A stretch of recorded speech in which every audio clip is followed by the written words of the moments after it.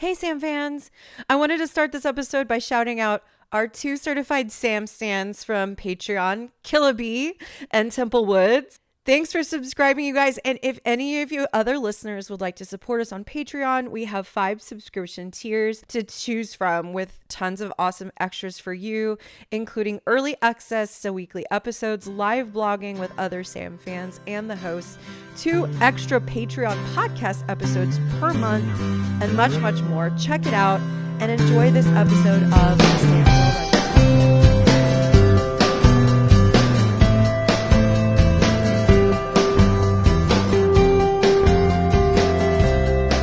Okay, so I have Vic and Elle with me today. We're gonna discuss Born Under a Bad Sign. Woo! So this one's a big one. This one was a hard one for me to watch. So especially because I was watching with Corey in the room, and usually he's never here when I'm watching Supernatural, and so he doesn't understand what's happening. He's like, "That's your favorite," and I'm like, "No, you don't understand." So let me do a summary really fast. We have a cold open that's very intense, which is very exciting, but makes you very uncomfortable, where essentially like Dean's looking for Sam, and then like he finds Sam, who seems to have been like unconscious, and then he's like waking up and he's looking around and he has blood on his hands, and it's very upsetting. And Dean's like, "Are you okay? Are you hurt?" Because he thinks the blood is from like an injury. And Sam's like, "I don't think this is my blood." And you're like, "Oh my God, what's going on?" So the episode goes that for whatever reason, Sam has been losing time, and all evidence points to him being like doing very terrible things. And then they even find some CCTV where it shows Sam doing terrible things. And as the audience, you're hoping it's a skinwalker situation. It's not. There's no like lens flare in his eyes or anything. And we know what's really going on, but this is the first time they've experienced it, I guess, firsthand, that it's a demon possession. And so at one point, Sam leaves. He like knocks Dean out and leaves, and he goes to where Joe is working. We haven't seen Joe in a while. She's like in Duluth. And so he goes to her, and we thankfully know at this point it's not him, but he does some very upsetting things with her, kidnaps her, knocks her out, hurts her, ties her up, just traumatizes her with the knowledge of things that happened between her father and his father. And then Dean shows up, and I don't remember what happens with that situation. Does he leave beforehand, or I can't remember, but eventually somehow like Sam ends up leaving. Sam jumps through a window. Right. So Dean chases Sam off. Sam goes, and he ends up at Bobby's house. And Bobby's so brilliant. Like he already knows what to do. So he offers him a beer. There's holy water in the beer, and it like fucks him up. They tie him up. Dean arrives, and they exorcise the demon. And thankfully it is in a situation where Sam is becoming more evil, which is what he was afraid of at the beginning, but they realize, oh, like we can be possessed. And this specific demon was Meg, which is fun. So it ends with Dean making a little joke like, "Oh, you had a girl inside of you for over a week." And then it's over. So that's the episode. And it's got I mean, I have like 2.5 pages typed of notes. So it's a lot to discuss. I have You did say in the recap 3.5. We know what's going on, which we do because we watched do this because episode we've before. seen it We But before. to be clear, the audience is not intended to know. No. Right. The audience like the first time around, we wouldn't have known. Well, and there's like multiple layers of that, right? So yes, we know that it's possession. They don't know. Dean doesn't know. Mm-mm. But Sam at the very beginning is still Meg. Like, so there's like this layer of Dean doesn't know that Sam was possessed when he did these actions, and he doesn't know that he's possessed now. So So that was kind of cool. Can we talk about this cold open? Yeah, it's Um, very, Very good. very upsetting. it's so upsetting, but it's also very much like the beginning of Hunted, Hmm. except from Dean's perspective, Hmm. where Dean True. once again wakes up. The first thing he does is call Ellen to find out where Sam is. And that is also when Sam ran off because he needs to find out what's going on with his vision. Hmm. That's the same thing that happened. So he's definitely following a pattern. We've learned nothing from Hunted. Right. Um, but now it's from Dean's perspective, and we see how sort of frantic he is trying to call people and find out where Sam is. And then we get that phone call from Sam panicking because he has no idea what's going on or how he got to where he is. Um, the cinematography of that scene, how washed out it is, Hmm. and the quick cuts. I'm sure there's like a filmy Mm. term for this. It's not quick cuts between scenes, it's quick cuts between Within a scene. seconds within a scene to Yeah. show how, like, this gets you in the mindset Hmm. of It the main paces, character yeah. of the scene. It paces you to the, like, Hmm. when you are panicked and frantic, you don't remember every second of, you don't remember how you got to the car. Right. Like my kid took a tumble down a short step of bunch of stairs that I was at the top of. I have no recollection of how I got to the stairs, to the bottom of the stairs, but I got there Right. before he did. Like, Right. You were just like zoom. yeah, it was a quick cut. Suddenly I was catching up. Like Right. that feeling that that kind of cut gives you. It's I always think of things in terms of like writing technique. So Hmm. like that is the same kind of thing that what skipping punctuation and repeating words does in Yeah. writing, which is Hmm. it gallops you along Mm. in a way where some of the moments were empty Hmm. and you don't need to remember them, but you know that they were there. That's the cut tells you there is a moment that had no thought in it, Yeah. and you It was don't need just to know it was there. It instinct. was just instinct. Yeah. Hmm. So Hmm. um that's I love that kind of, it feels very engaging Hmm. rather than I think about if they had just filmed Dean like rushing to the car and being upset, it would not have had the impact. Yeah. Remember when this show used to do like we were literally saying this last episode, creative directing like this. Good God. I Yeah. know. Yeah. It's Yeah. great. It becomes very I, cookie cutter kind of I was formulaic. also going to point out, given that we were talking about directing, that the director for this one, John Miller Tobin, also directed Very Supernatural Christmas and Free to Be You and Me. So Oh, two Both other of big Sam those. episodes, and of course Yeah. yes. this is also a Catherine Humphreys episode. Mm. And so she did Usual Suspects. She's also done Metamorphosis and Sex and Hmm. Violence. Hmm. So The good yeah, ones, the Okay. big ones, some big yeah, ones. yeah. And All once again, right.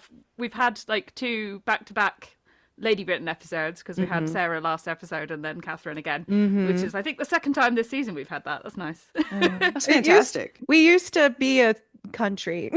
we, we used to be a society. I really like this cold open too because we don't know what's going on like we do because we're rewatching it. And I assume anyone listening to this has never not watched it. So we know what's going on, but it's really scary because it hints at Sam becoming something bad, which is like what this whole season is about, and the Do you- misdirection for his destiny when it turns out to be demons, instead of Sam making these choices. Like I like that it's kind of hitting on their biggest fears, and that's why they Mhm. lean into it. It might be even a blind spot for them to even identify that it's a demon just because they're so afraid it's something else.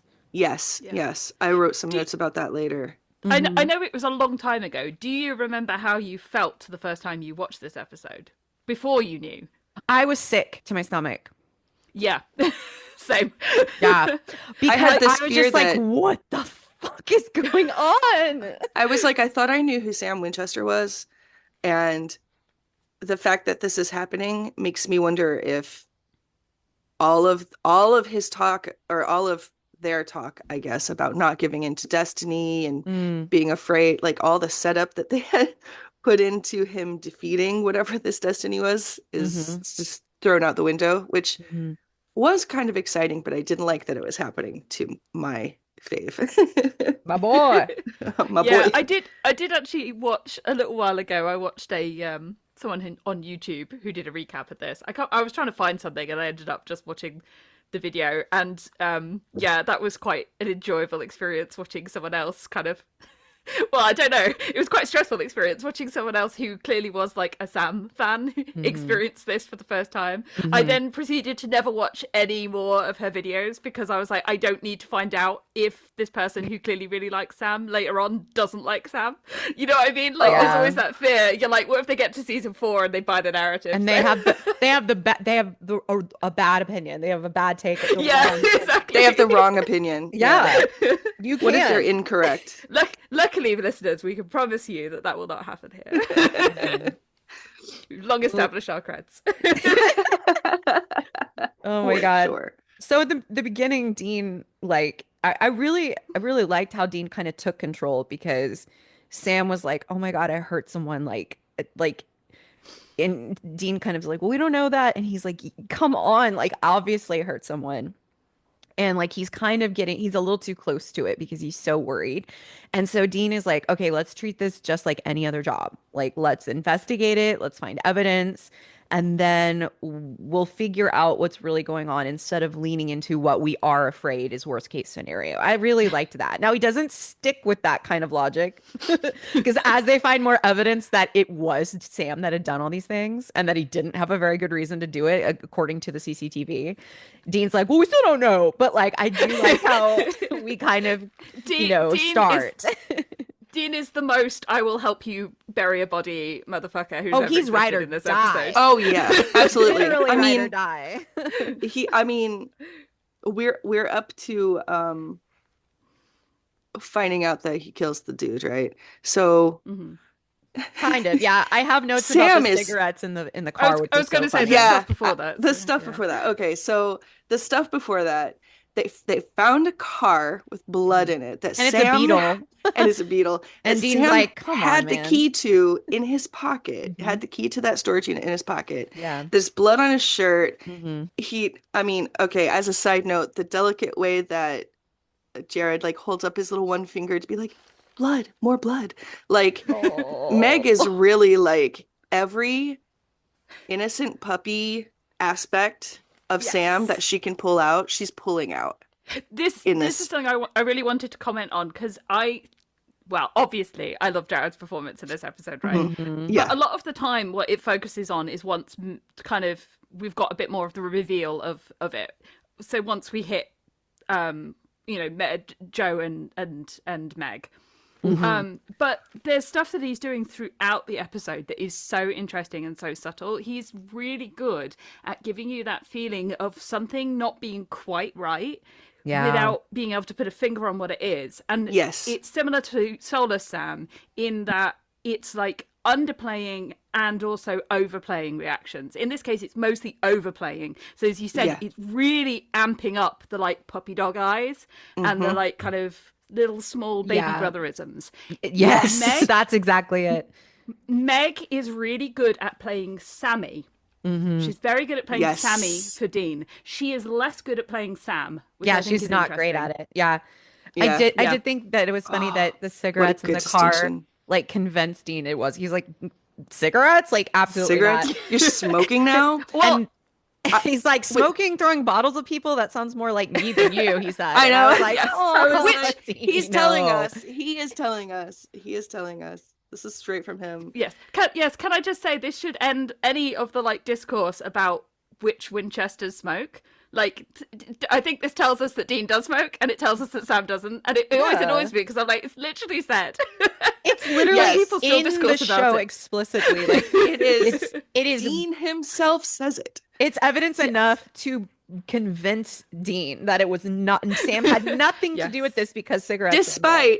Despite blood on his shirt, the key to the storage unit with the bloody car in his pocket. Like, Well, that beat Just that like they take where he all of pulls the the evidence. key like out of Oh his my God. pocket, and they both Meg go, is so good. I love that moment. Like they're both like, I do also have thoughts about the cigarette smoking in general, because later on we kind of find out that Meg essentially just did this for fun. yeah, Like she's she pissed. says, It's revenge. It's not part of the master plan. And there was no real reason for her to take Sam off for a week, right?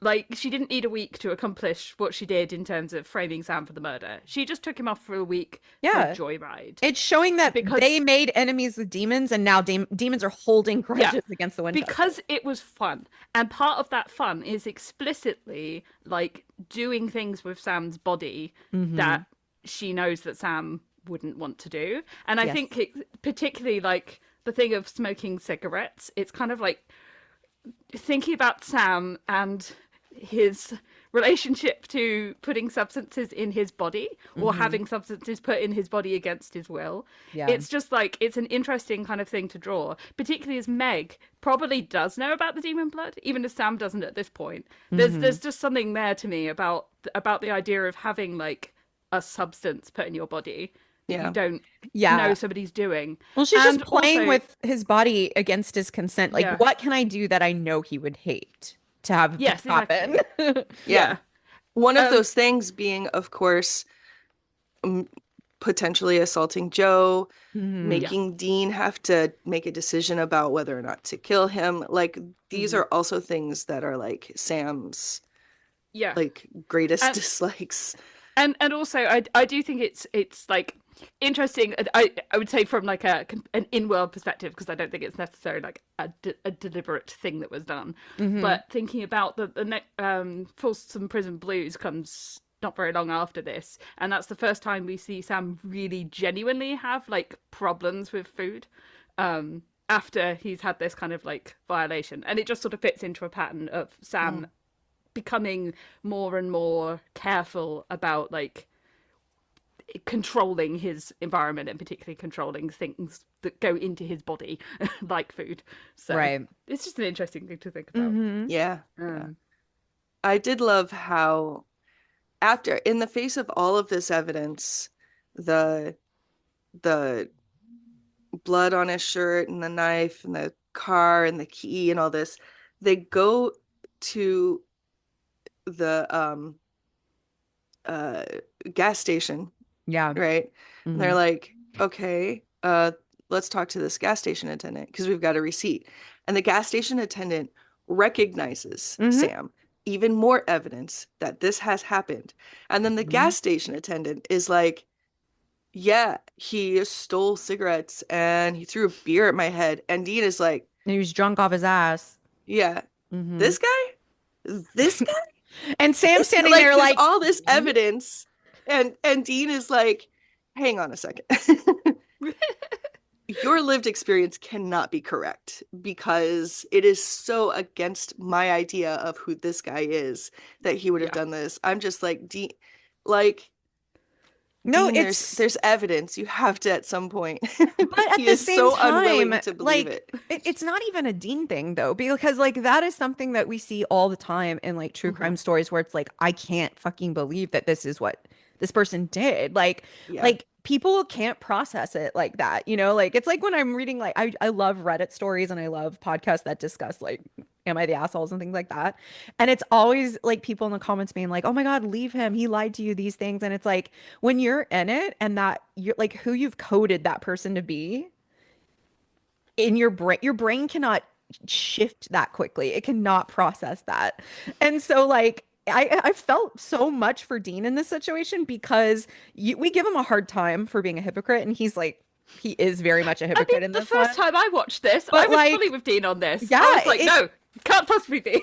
It doesn't make sense, and like there is evidence, but it's like this does not compute because I've known this guy his entire life. He's known Dean. He's known Sam's whole life, and it's like. There has to be something going on. And fortunately for them, it's supernatural. And so there is a supernatural explanation for the season not aligning. I just, in case it sounded like I was dishing on Dean, I was actually just really impressed with how strongly he was clinging to like, this is not Sam, like in the face of all the Yeah. evidence, he's still like, no, This no. guy, like, yeah, This and guy? he almost was like, it felt a little like not impressed, but like, you know, like it sounded like What? something like I can't imagine that. Like, I don't know. It was just funny to me the way he was like, Yeah. but one of the things that thought I made a note of whenever they discovered the man and who was dead, and Sam is like distraught, or I Mhm. guess Meg is pretending to be Sam as distraught. That this man is a hunter and this man has a daughter, and he's Yes. like, this is a letter from his daughter, and I hurt people. Like there's Mhm. something wrong with me. Like it is clear now. You have to kill me. Like Yeah. I'm a Sam is shook. murderer. Yeah, they've made me a murderer. And Dean immediately goes into covering tracks mode. Yeah, he's like, delete. How do we delete that? And I'm like, Hoops among us. evidence. But I mean, you have to. But like, oh my god. Oh yeah. I have a specific point about the hunter, the fact that he's a hunter. Mm. So hang on 2 seconds. Yes. So when Dean's kind of doing his initial when they're in the house and they find the body and he's starting to be like, no, this wasn't you. You couldn't have done this. And well, even if you did, you must have had a good reason for it, right? That We was get his this excuse split for himself too. Yeah. God bless. We get this we get this split second on where Meg paints a bitch face on Sam while she's listening to this. It's kind of like you see her kind of do like an eye roll, right? She's like, oh, because Dean is like, she's like, what do I have to do to get this man to shoot his brother, right? Right. Like you So can't she's- do anything. It's and so again, it's a wonderful bit of like Jared doing this tiny little moment where you see her kind of break out, but also it's kind of like an expression that Sam might do anyway, so it doesn't necessarily stand out Right. too much. Like it's very subtle. It's such a perfect balance because you Yeah. have to, from the story perspective, you have to maintain that secret, that mystery. Exactly. Yeah. It has to be just off, but by such a small amount that you barely even register it's off. Yes. You know, It's those micro expressions we've talked about before. Yes. But yeah, so then my main point though was that immediately after after she does this kind of oh come on face Yeah. is when she asks for the lockpick. Okay, and that's when she pulls back the cabinet and reveals, oh, he was a hunter. I find that really interesting. The Yes. fact that her escalation to this is right. We found the dead body of a person. It's him being a person is not enough for Dean. We have to reveal that he's a hunter. And him having a daughter was It's- not enough for Dean. Yeah, Right, It's right. to me, that has very big shades of, oh, he's a cop killer, Uh-huh. right? He didn't just kill a person, he killed a hunter. He didn't just kill a person, he killed a cop. Because we've kind of talked about it before, like Sam and Dean, hunters in general, are in some ways cops, right? Yeah. Well, they Yeah. have their own It's culture very and they much have the, their like, own like us and them. loyalty Yes. and like yeah. Mm-hmm. Yeah. So I just think it's worth pointing out that there's much to say about the fact that her specific escalation of that was not just a Yes. person. It a was hunter. to bait him. Yeah, Well, and her- luckily, like Dean doesn't give a fuck about anybody but Sam. Like, Yeah. he could Yeah. Luckily literally- for Sam, yeah. there's for now. nothing, But you the know, point for is now, that yeah, she expected him right, to and it have didn't the work. reaction of a hunter is worse. I Yes. think it would have done had it been anyone but Sam, though, right? Also, I think so. although maybe not with. Yeah, probably with Dean, but there is an extent to which we've talked before about how Sam and Dean are like separated a little bit from the hunter community because they they're weren't actually brought isolated. up in it. They were kind of Yeah. kept isolated. But I think it's made very clear, particularly at the end, where they say like, you know, some buddies of that guy are going to be out looking for whoever killed him, right? That it's made clear that that is a thing in the hunter community. The hunters consider the death of like killing another hunter would Yeah. be one of the worst things you could do, right? So Yeah. yeah. Yeah. So what I wanted to talk about was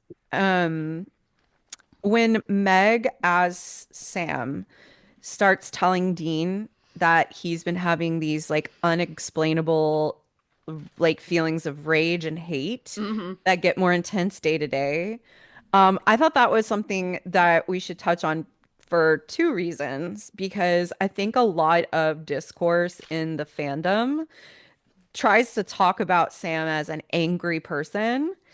And Yep. I feel like often they use this moment as a like to explain it. First of all, Sam has never shown us he's an angry person. If ever he Hmm. says he's only telling us that. I've never thought of him as an angry person. You know who I Mm-mm. do think is an angry person? Dean Winchester, because he Yes. acts and shows us that he's angry about everything all the time. But Sam, in this moment, even if what he was saying wasn't coming from Meg, it would be a totally understandable feeling to feel what he's feeling, considering what has happened to him, not just in his whole life, but just the last 2 years. He's lost Yep. his father, he's lost his girlfriend, he's lost his future. And so I've always thought it was really interesting. Those the two reasons is the fandom discourse and then the fact that even if it wasn't Meg saying it, it would be reasonable for Sam to be feeling this way. And I feel like it's a very odd thing for the show, like the narrative to kind of demonize and then for the fandom to then demonize him for. Yes. I think that Meg was trying to make it seem to Dean that it was very scary that Sam was having these feelings because she Hmm. knows that Dean views Sam as not that kind of person and that if he were feeling rage and hate unexplainably, inside all of a sudden, that it would frighten him and then maybe convince him that he is turning, quote unquote. But Mhm. I don't know, maybe if Dean was more emotionally not mature, but like emotionally mature, but like that's condescending. Like emotionally like his Aware? intelligence, aware, yeah. Like he might say, "Well, Sam, like consider what happened in the last few years. Like that's not even unexplainable. Like that makes I sense." You know what I mean? Yeah. I literally wrote down like notably Dean's response isn't something like those are just feelings or like Yeah. Or like as You're you right. said or like yeah it's you you never should told feel me that way. this. Hmm. Yeah, you It's never you never told me told me this. this. Well, and then of course Sam's like, Which I don't want immediately to, I don't want to scare you because he knows that anything that yeah. Sam feels or expresses or acts like, he has to like first like filter it to also cradle Dean's reaction, which is what you do when you're Yeah. in a dynamic that's And abusive. Because like yeah. like a ton of people who grow up like codependent grew up in a household where they were on walking on eggshells to make sure to keep the reactions of the people in their house, steady. And Hmm. so even again, since it's Meg, but she knows that that would be believable. Like that's a But believable as Sam you said, it's response. a continued theme in Supernatural that thought crimes are real when Sam does them. Like Yeah. Yes. Yeah. Supernatural fully believes in thought crimes if Sam Winchester is committing them. It Hmm. is anger in and of itself is bad. Is Yeah, a bad evil. thing for you to have, It's a sign he's regardless of turning dark side or yeah, whatever. regardless of where that anger comes from, and Mhm. regardless of whether or not that anger is externalized. If Sam is Right. doing it, then it is inherently bad. And in fact, of course, later on, we come to a point where Sam starts to believe this about himself, Mhm. and starts to link that anger to inherent feelings of his own, uncleanliness and to the demon Mm. blood and etc. I Yeah. think we talked about this a little bit last week. Yes. But yeah, I do actually have a meta post on this that I can link that we can put in the Yeah, show please notes share because it. I've Yeah, yeah absolutely. I've got one that I wrote a little while ago that's kind of talking about partly about the way in which the show pathologizes Sam's anger and then Hmm. also about the double standards of the show in terms of the way that Dean's extremely externalized anger Oh is yeah. treated completely differently. Because what's interesting about it is that Dean externalizes his anger and it's presented to us in a way that is designed to be sympathetic Mm. because it's presented as reacting to a specific thing. Yeah. So we his anger is knowable. We can look at it and say this is what he's reacting to, It's and very therefore concrete. Hmm. and we're invited to sympathize with it. Yes. With Sam, the entire point is that every time they talk about this, and Sam himself even eventually says this, I don't know why I feel this anger. Okay, Hmm. we do because we think about Sam, but the show isn't inviting you to. It's not inviting you to think about why Sam is angry. It's just telling you that he is. It's presented in a way that is unknowable and therefore more difficult to sympathize with, because it's being presented in this way of, like, it's nebulous. It's a nebulous feeling of anger, and therefore it's not tied to anything specific. Therefore, it must be something that's, like, inherent to him, that's bad, that's wrong. Right, or a supernatural influence that he can't help. Exactly. That's going to just turn him. And that's what I think is so interesting, because it's so relatable. I think both of these are very relatable ways to feel anger. Like, I obviously relate to Dean in a lot of ways. He's very reactionary. Like, I can be that way. And so, like, when we see the stimuli that makes him angry, and then he reacts to that stimuli, we're like, yeah, obviously.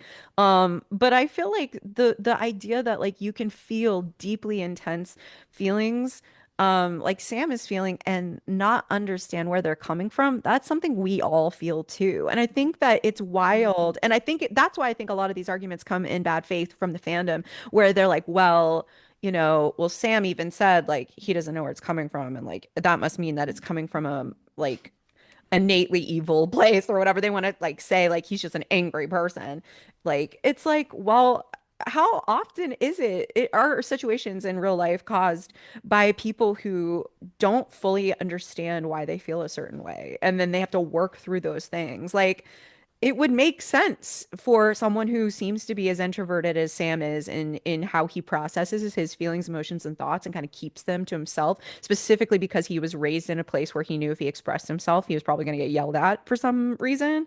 Like, I feel like it makes sense to find these things out in this way, and then it not necessarily being very clear. Like, we know people like that. We are people like that. Yeah, I was just going to say, I am definitely people like that. Mm-hmm. I am the same age as Dean Winchester, right? And my little brother is 2 years older than Sam Winchester. And I was raised in the Midwest. So, like, there are Y'all are so basically many. the Winchesters. We're basically the Winchesters. My dad had a classic car and everything. But and we fought monsters. No, I'm just obviously. But it's so weird. No, I forgot what I was gonna say. Oh, so I relate a lot of my the way that I was raised to, like, a toned down, not obviously the way that the Winchester boys were raised, but the attitude that surrounded how you raise kids in that time, in that place. And I got to tell you, the number of times I'm super impressed that my 5-year-old can actually express what he's feeling and why, and how he needs to deal with it, is insane, because we were not taught that in that time when I was his age. Yeah. It wasn't in our consciousness to teach humans how to identify their feelings and then properly deal with them. Right. It is a huge change from then to now. And it just makes it, to me, it makes it super apparent that there is nothing exceptional about not knowing why you're mad, especially if you're a man in this region of the United States, raised in that time period. Like, yeah. And so to make that leap, to go from, well, I don't know where these feelings are coming from, so it must be evil forces, is wild. And then for the fandom to take it further, in that argument, well, Sam is angry, remember the Meg episode? And it's like, A, it was a demon saying that, and B, like, what? Like, it's bad. It's a bad faith argument every time, to me, in my opinion. It's fascinating that the only time that the wider fandom takes Sam at his word is when he's saying stuff like this, right? When Sam says, I had a bad childhood, I was a lonely kid, they say, nah, Sam's lying, he doesn't know what he's talking about. Dean was there for him all the time, etc., right? As soon as Sam says something like this, they're like, oh yeah, Sam's word on this is 100% correct. There's no degree to which it could be that, like, he is struggling to understand his own emotions and feelings, and we're seeing something filtered through that, right? Right. It's fascinating. You can flip it the other way too. Like Dean can say something somewhat deprecating about himself, Hmm. and they'll just be like, he just doesn't understand how special he is because blah blah Right. blah. All But right, then listen. a demon pretending to be Sam can say, I must be turning evil because I don't understand why I'm angry all the time. And they're like, exactly.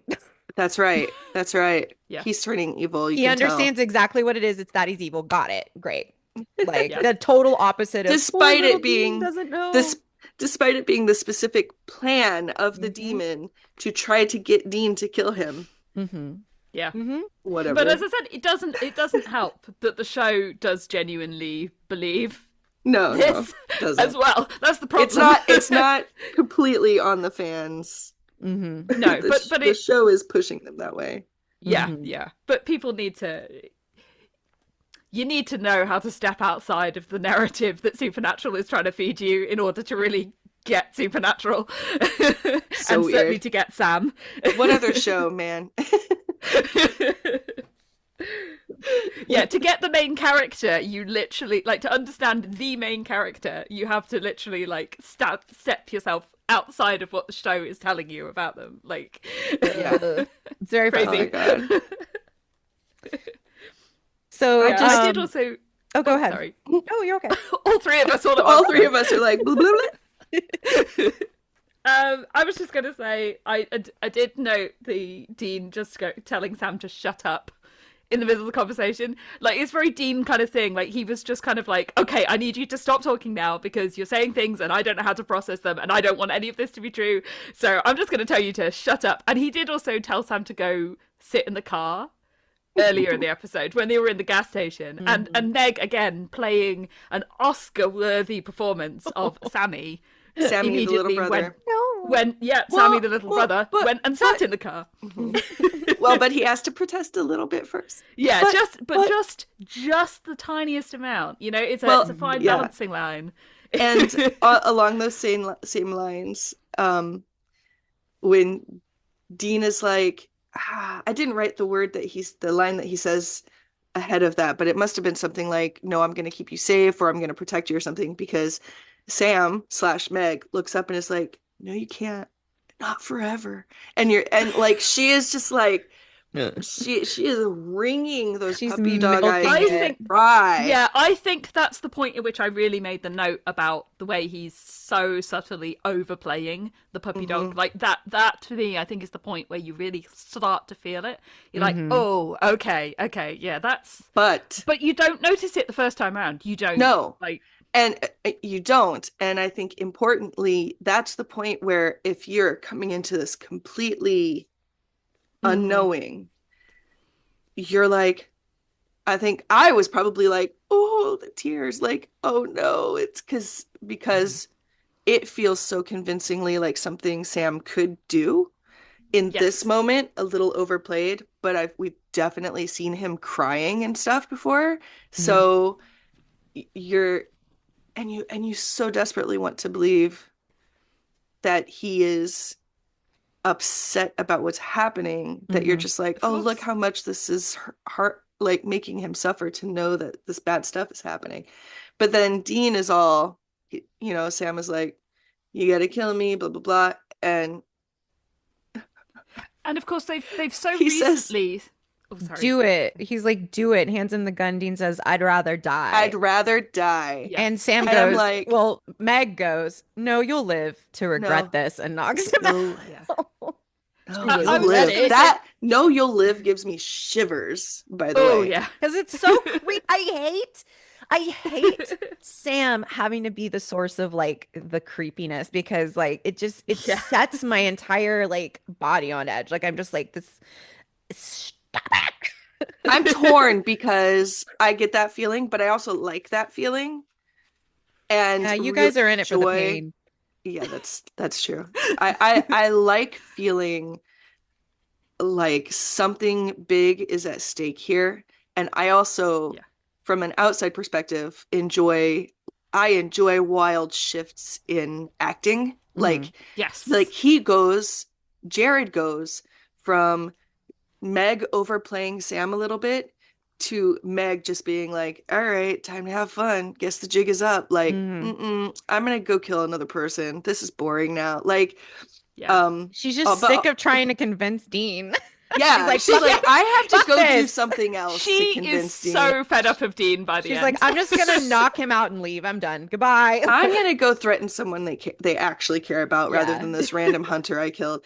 But I do just want to say, when he says, "I'd rather die," I can't help but also hear at the same time in season 4, at least he dies human. Like, He's I just human. can't Yeah. help it. I cannot help but It's compare the the two. opposite, but yeah, it's like Yeah. very yes. Yeah. Like, where were you? Where is season 2 Dean in season 4? We Yeah. need you back, bro. I have to say though, I do like you said about like it's a very sudden switch, and it kind of is, but I do like that there's kind of a third level in between, which is when he's talking to Joe before we get the cut to when he's then tied her up. He is still yeah. Like Meg is still at that point trying to play Sam, but this is where I think she's not very successful at playing No, Sam, she's who strained. isn't Sammy. He has Because a she's little not playing strain in Sammy. his expression. Yeah. Yeah. The demon is up front now, I Yeah. think. Yes. Like, she's impatient at this point. I really wonder about this as to like what it implies. I wonder whether or not it's just that Sam has that part of him more on lockdown, like the like baby brother exterior is kind of like that he spends so much of his time playing is like more easily accessible to her, whereas like the like core of Sam himself is maybe harder for her to actually get to, if you know what I mean. Like it's kind of like under these layers of stuff. The Sam that he would show to Joe. Yeah. Well, and she's also trying to play like a somewhat jealous Sam. Yes. Who is attracted to Joe. And I think even if that was the case, it wouldn't be in this fashion. So exactly. she doesn't have anything real to pull on. Yes. When it comes, I mean, she had real fear that he was turning into something, real genuine memories from what was that? The episode where Croatoan, where she has an image in her mind of handing Dean a gun and saying, "You have to kill me." Like, she could pull on those memories. That's actually what I was gonna. Oh, sorry. I was just gonna say before about when you were saying about that it makes sense that Dean would be buying Sam, or that the audience would be buying Sam continually coming up with this kind of "you have to kill me," etc., because they've set that up so well in Croatoan and in Playthings, etc. Sorry, yeah, I just Well, and from an in-world perspective, Meg has to use her full name. So, Megan, listen here, Megan. That's a bad demon now. Bad demon. Meg has these Megan actual Masters. memories. Meg Masters. Megan Penelope Masters, you get over here. Anyway, Meg has these real memories to pull from to convince Dean. Yes. Whereas I don't think he has real memories of being sexually aggressive toward a woman. Like, that she's having to make that up. Right. And Joe is pretty much seeing right through it. Like, she's scared and she doesn't have anything else to call him but Sam. But she kind of gets, I wrote this down. She doesn't know he's possessed, but she gets immediately that it's not Sam. She doesn't know what's going on, but she knows that it's not Sam. Because she says, she does say, well, I say immediately, but of course he knocks her out and ties her up first. But you're shaking your head. You disagree? I do not feel like she didn't know it was Sam. I don't think she knows Sam well enough to not know it's not him. Well, you know what I mean? She does say you're not Sam at some point. I guess I missed that part. I wanted to. I think we're that's getting only ahead. after he's Yeah, tied her up. he's tied her up. About. I think that's the point at which the audience is Mm. supposed to be 100% sure it's not Sam as well. Yeah, That's what I'm saying. I think this like kind of middle performance is there to make you kind of go, okay, there is something really wrong, right? Right, And then as right. he's tying her up and putting it, that's where you're supposed to be like, okay, I don't think this is Sam. And Yeah. then yeah, as it switches back into that scene, and we get the "my daddy shot your daddy in the head." Oh, That's we'll talk about I hate that. that. Such a good line delivery. Well, let's go back to Audrey because we skipped a Yes. bunch of stuff that she wants to talk about. Well, I wanted Sorry, to. Audrey. No, y'all are doing your thing. We It's got great. excited. We always run it back a little bit. So at one point when he's trying to like flirt with her, he says like at one point I can't remember what makes him say this, but I wrote it down because I was like, damn, like um I guess he says something about Dean, like she says something about Dean, and Oh, yeah. he's like, wow, you're really holding a torch for the guy, huh? And then she says something about like we didn't leave on greatest of terms or whatever. And Hmm. the demon says, wow, Dean's more like my father than I am. And I thought that was really interesting because there's so much that like demons, they're like such assholes. I hate watching them make Sam look like a fucking creep. It's the worst. But like they also, and he asks or she asks Dean when Dean shows up, like, do demons ever tell the truth? And I think the hardest part of no like interacting with a demon that is possessing someone that's close to you or knows things about part of your story is that they will use the truth to fuck with you. And I do think like Meg digging into Sam's like psyche for her to say Dean's more like my father than I am, I think is an important distinction. And I do think that that is either something that's true that Sam believes because Meg is using that as an anchor to kind of like continue this conversation, or it's an observation she's made from looking into his memories and she genuinely thinks that's true. I think it's the second for me. Hmm. Hmm. I think it's mostly a thought that Meg has. Well, because it's an But observable truth, but the narrative continues to try to tell us that Sam and John are more like. So I thought this was a very interesting turn Hmm.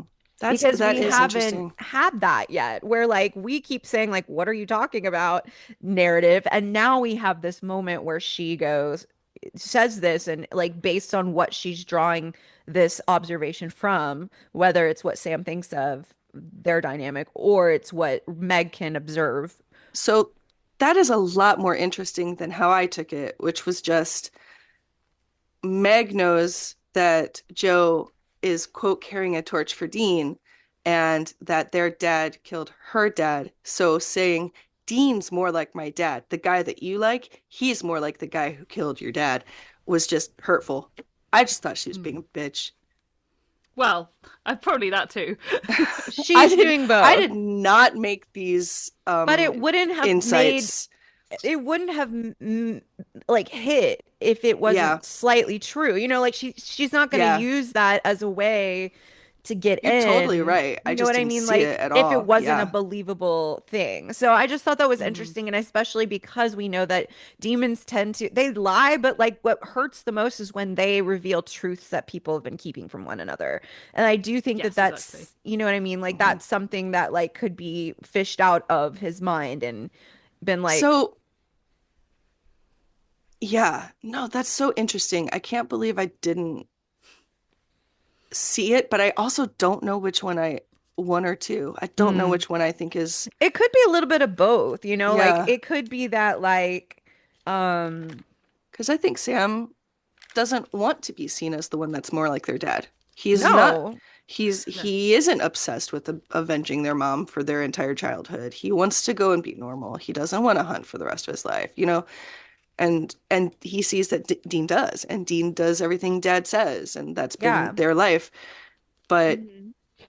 the narrative wants to say that Sam is more like, Well, and I think when John was alive and he was trying to connect with John, like he was like, we are a lot more alike, you know, than we're different. Like it was different when it was like, I'm trying to like relate to my dad. But like yeah, now it's not like, yes, he was focused on the job right after all this happened. He's focused now, but like he's never been focused like John. Like it's always Yeah. been, and so I've always thought that was such a weird thing for the show to try to push. And I like that this show, it kind of brings this alternative up where it's like Dean's more like John now. And it just hit me, especially in the That's middle really of interesting. Joe having to try to suss through like, what is the demon saying that's true?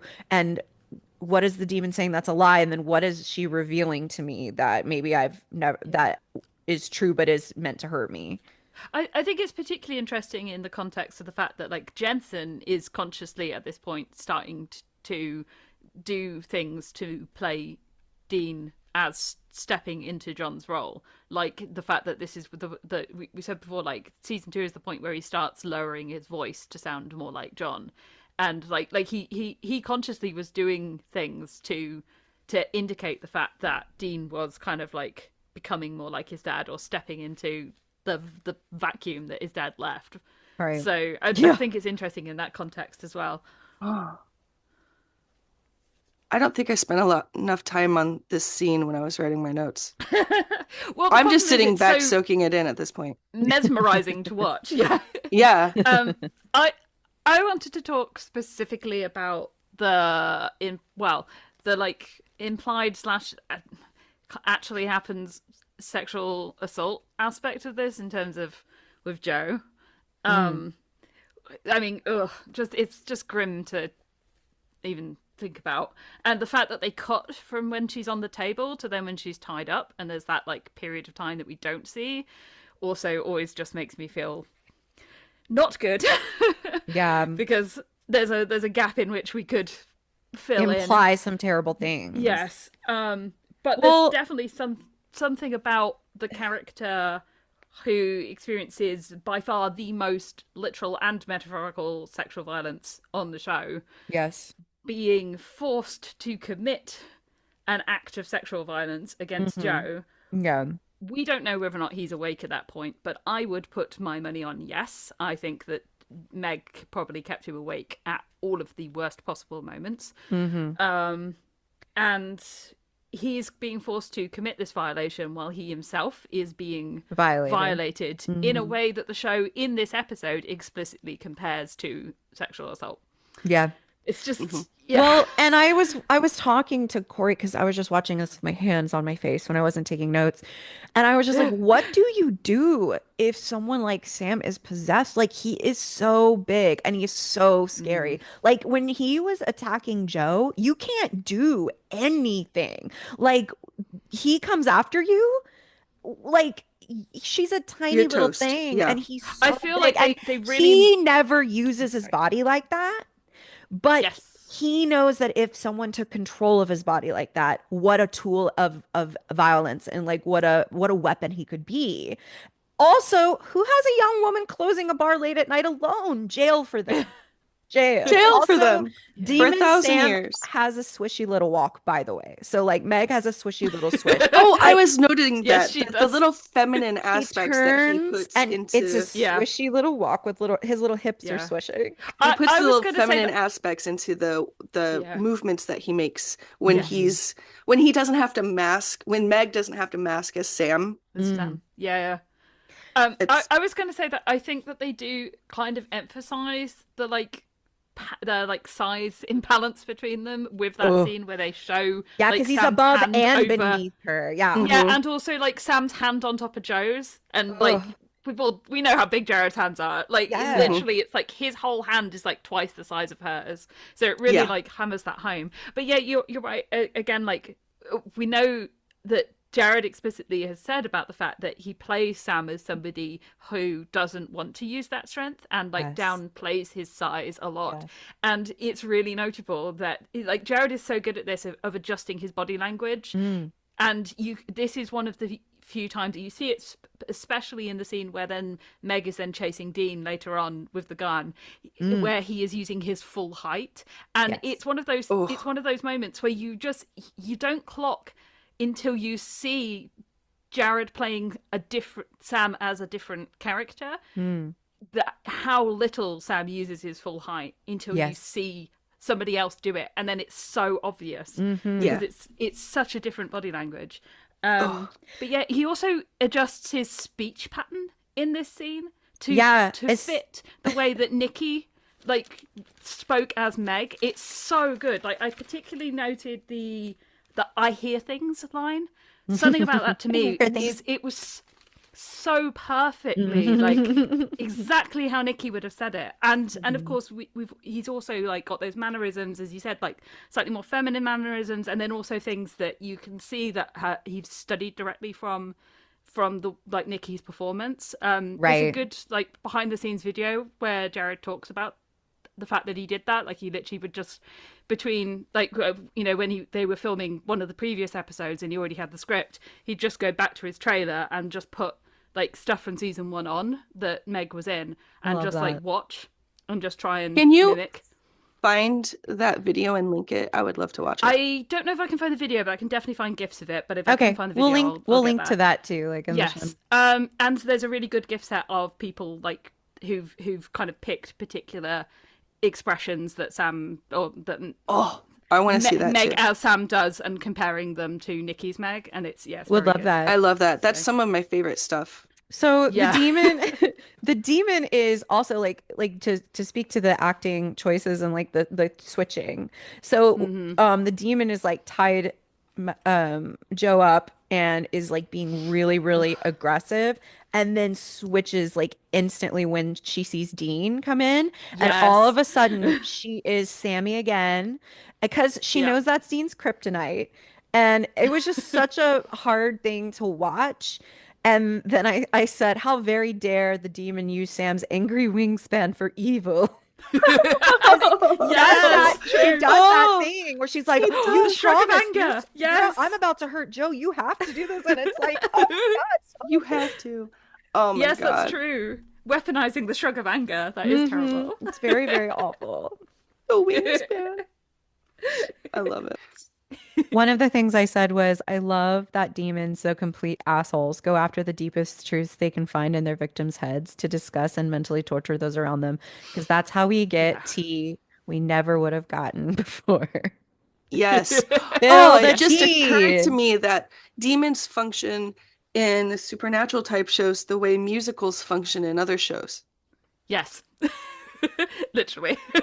Oh my So God. musical numbers are like the I mean, demons of music. the Buffy kind of has both, right? They have a Yeah. musical Right, Buffy episode has where they both, literally yeah. do this, but they also frequently have vampires who are standing Yeah. there and telling you truths I you mean, didn't want to hear, or yeah, that's true. Buffy makes use of both, but yeah. Yeah. Musicals, Should we people talk? always sing stuff out loud What that, I was going to say was that Meg is in this, like in the scene with Joe. Once she's got her tied up, it's very much like a cat toying with its prey kind of energy to Right. me.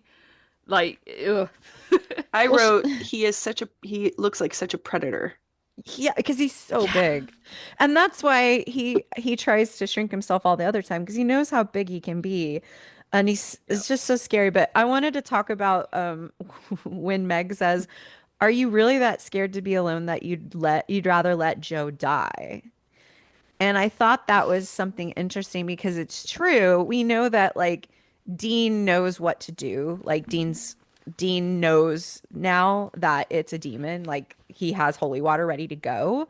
But I also don't believe that that line isn't still true. You know what I mean? Yeah. Like the only Yeah. option wasn't to shoot Sam to stop this. He had other options. But I also thought that was another moment where the demon is going to find a truth that's hurtful. Well, and she doesn't know that he has holy No, water yet right, at that point, does exactly. she? Yeah, so she's But still I'm coming at saying with his truths. right. But he's not standing there letting her die because he loves Sam. It's because he has another option. So like he's Right. not as desperate as she thinks he is, but that doesn't mean it's not a thing It's that could definitely still a happen. truth. It's still a Yes. truth that she pulled out. Yeah. Well, and I said it's very stupid John never had them at least consider double strap sigils to prevent this at some point in their adolescence. Like it's fucking weird to me that all hunters don't just have like an anti-possession tattoo. Period. Like that is like entrance level like shit. But Well, and I think we talked alas. about in season 1 a little bit more that demons are fairly rare Right. until Yes. until the until Winchesters. these events start unfolding. Yeah, I get But yeah, I like, still it kind feel of like implies that that Bobby was kind of like a demon specialist, and that's a little bit of an We're just anomaly. spoiled because we have Yeah. Bobby. Yeah. Oh God, I love Bobby. If we had a different series with other hunters, that there wouldn't be nearly as much demon stuff. It's just Yeah. easy to forget because the whole show becomes angels and demons one day, and you're Exactly, like, yeah. you mean Yeah. this wasn't what it was all the time? But yeah. Nope. Surprise, Also- baby supernatural fans. Also, Meg saying Sam's dewy, sensitive eyes. Like again, Oh, I love She's that line. so a fully hard aware. Truth. Hard truth. Yeah. She is just fully And aware. I'm like, she's and I just think gonna that use Sam to get into yeah. every hunter house that she can and kill them. I think that line is also like, it really clearly illuminates exactly what she was doing earlier with the like overplaying. The like I almost wonder whether or not like maybe Jared read that line in the script and then was thinking about like how that would affect Meg's performance when she's pretending to be Sam. Like It was extra dewy in this episode. yeah, exactly. Yeah. Can I get Yeah. makeup over here? I need to be extra It needs to be dewy. more dewy. My eyes need to be dewy. I mean, I don't think he has any problem with being moist. Like the amount that man sweats. Okay, sorry, moist was the wrong word. Oh, I our don't listeners mind that are word. mad at you. Our listeners are really pissed off at you. I'm so I'm mad. sorry. I don't mind it. Can you bleep it out, Audrey? Bleep No, it. we need to put that on the soundboard as Vic saying that I'm word. so sorry. Bleep in the episode, bleep it, and they'll never know what word we're talking about. No, they will because they we know have Jared. to live with our sins on our chest. Oh, Vic. I'm so sorry. Scarlet letter. It's okay. I used the gendered slur earlier, and I'm embarrassed about it. So it's still in my head. I don't like saying it. What? Bitch. You said bitch? When did you Yeah. say bitch? I called Megan a bitch. Megan. Yeah. You called her by her government name. Damn. I like Meg too. Like, I don't know what my deal is. Yeah, I Megan mean, Josephine Masters. oh, can we talk about how Joe saves Dean after he was shot by Demon Sam? Joe digs Yeah. out a bullet and patches Dean up. She's so badass. And then he still says, no, you can't come with me. I'm like, Yeah. you wouldn't even be able to move forward if it wasn't for her. I But know, somehow I she's literally still wrote too young and too much of a girl to go with you on the hunt. Got it. Too much of a girl. She's got too much of Yeah. a girl thing about her. Yeah.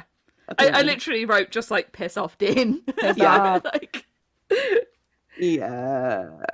So, I had a question about that. So Joe shows up and finds Mhm. him. He has either dragged himself out of the water and then passed out again, or Mhm. Sam/Meg has found him and dragged him out of the water. No, I think he fell onto the pier right there, right in between where the water hit. So the waves But, were coming like- up and hitting him a little bit, but like the top of him was never in the water. But like Meg, kind of looks around like, okay, I don't see him. He must have fallen in the water and drowned. Like, Yeah, I feel 'cause he like goes he would have over. seen him. Yeah, I don't think that. I think Dean just fell there. I don't think anything happened like that. Okay. Well, It would be I- weird if Meg pulled him out, right? Like, why would well, she do he doesn't. that? She does because she wants Dean to kill Sam. Then why did she shoot him? I I thought she make him thought he even was more mad? dead. for No, kicks. I to thought make that him even more mad. I don't know. No, you don't need to do that to make Dean. There's a lot less you can do to Dean to make him mad. But like, I thought she just thought she shot him and that he fell over the side, and then she was like, "Great, bye." I don't think she realized there was that second level beneath, and that saved him. I think she thought she had gotten rid of him, and so she was gonna Meg was gonna go to Bobby next. And So like, here's my fanfic. My fanfic of this okay, is Sam, having just killed Dean, yeah, resurfaces because we know he can resurface when he's possessed if he Yeah. is feeling strong enough. Resurfaces long enough to find Dean and drag him up, but then Mhm. is overcome again and she runs the heck away to go kill someone else. That That's sounds my cool. fanfic. I like that. Okay. I I don't think it's that's what canon. happened. No. But I want that to be that's That my would be a headcanon. really interesting fan fiction to do it from the point of view of possessed Sam. Like, what is he doing in there? And then Yeah. what are the flashes that he's like becoming aware of? And Yeah, are because there he moments does that he does say that? That she was awake. he does say Mhm. that Yeah. he was awake for some of it. And that would be meaningful too if he killed a hunter and couldn't resurface. But now he's winged Dean and isn't sure that he's dead, Yeah. but it's still a strong enough feeling to make him resurface. Sorry, Yeah. that's fanfic. That That is is. not the episode, guys. It's a fun thing to play with. I said Dean Write says it and tag us. I said Dean says he's not going to get Joe's blood on his hands, while Joe literally has Dean's literal blood on her actual hands from patching him up right now. Yes. Like they keep treating her like just like little sister. It's so annoying. Anyways, I know we already talked about that, but No, it's just actually, insane that she literally just has his blood on. I mean, yes. I think it's also supposed to be emphasizing the fact that she asks about like is everything that the demon said, Did they ever use do the demons truth? sometimes tell the truth? Like maybe Dean doesn't want her exposed to yeah, more. well, the end of the truth. scene is him saying, "I'll be back" or whatever. I'll see. And She she's says, like, "I'll call you," and she says, "No, No, you you won't." "Oh won't. yeah, no, you won't." Talk to Right, fuckboy. but I think that indicates that at least some of what she was specifically asking about with "Does they tell the truth?" was Meg telling her that that Dean sees her as a little sister. Yeah. Well, I think he proves that every yeah. time he's around her. Yeah, exactly. And I think the show is kind of emphasizing the fact that yes, he does see her that way. Yeah. Yeah. Yeah. I mean, because the tension, it's so weird the way that this Yeah, but it's scene just was so kind of shot. gendered.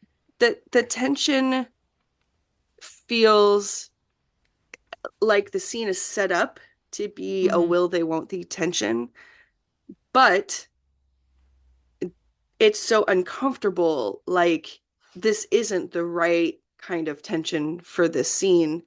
And considering how well these early episodes are constructed, I wouldn't be surprised if that was intentional. Like from Joe's perspective, it's supposed to be kind of like this is maybe in a few years we're going to end up together kind of thing.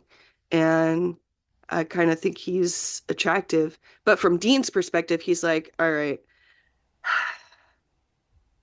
I got my bullet out. It's time for me to go. What, you want to come? No, I don't think so.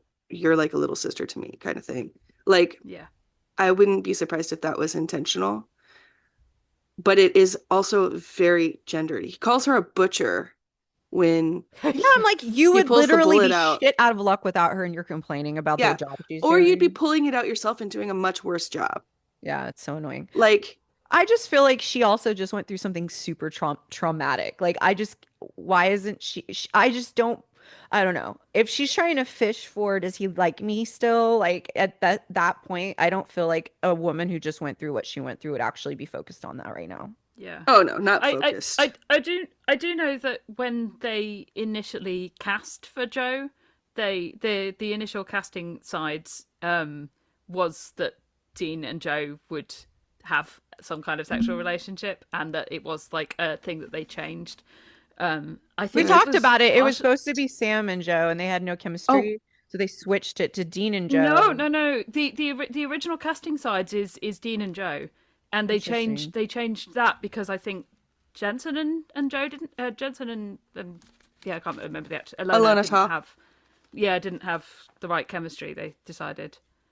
I need to read more about that because I thought it was the other way around. I only know this because I looked something up today about it. So All right, okay. send the link. Yeah, I was also under the impression that it was supposed to be Sam and Joe, and they didn't have chemistry. So That's what I always knew. I need to look more into that. Yeah, Yeah. I need to look more into that. But yeah, no, I'm pretty certain the original casting call literally is about it explicitly says that it would have been Dean and Joe who had like sexual Which attraction to is each Then it's so grosser weird to because me they made her because- younger than both of them. Like it Yeah. made sense at least when I thought it was for Sam's Sam. character, but it was always supposed to be with Dean. That doesn't make any sense to me. But I don't like it. I'm glad they changed it. I will say this is one of the only times Joe so far has been in the show that I never cringed once. Like she was fine. But it's also the briefest she's ever been in it. I did cringe like just a smidget when she was like, I'm part of this now. Like, But you're she a victim. is part of this. She Well, literally yeah. saved Dean's life. Yes, she did.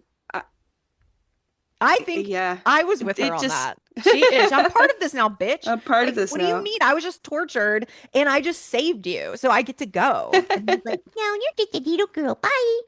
Yeah, Okay. I didn't like his dismissal, but I also didn't like her. Maybe it was just her I think you don't like delivery. her. I don't like her either, but like, yeah.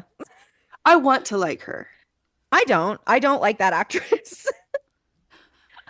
I don't like her in Veronica Mars either. I hate her in Veronica Mars. It's not her fault, but she just plays characters. I can't. Alana Tal, if you're listening to this, Sorry, we love you, but you I are a don't fantastic love person, I'm your sure. characters. I'm We're so just talking sorry. about the characters. Now I feel bad. You got me feeling like I've been talking shit to this woman. No, she's not real. It's okay. She's not listening? Okay, great. Actors aren't real. We can talk about them all we Actors want. aren't real. Man, I wish I'm actors sorry. were real. I know, right? And then you could just talk. All right, let's move on because I want to talk about Bobby. So, like, when Yes, Bobby please. shows up, because here's the way they introduce that Sam is probably going to be on his way to the next hunter. Dean says, yeah, the closest one I know is in whatever. And I was like, okay, who's it going to be? And or like, I didn't even consider it being someone we knew. And so Sam knocks on the door and Bobby opens the door. And I was like, Do we know enough about Bobby to know where he lives? Because I knew it was I heard South Dakota or whatever it was, and I thought, oh, Bobby. then we must. But I don't know if we knew we do at this point. at Yeah. this we point stayed in our there first a watch. lot in season 1 and the beginning of season 2. So maybe. Yeah. Well, no, we did Just not don't a lot. remember. It was only really two episodes? One episode in season 1, and then like But they're one at episode in Bobby's season the 2 so far. beginning because they're Yeah. for as long as Yeah. the Impala is being like That's true. I almost said corrected.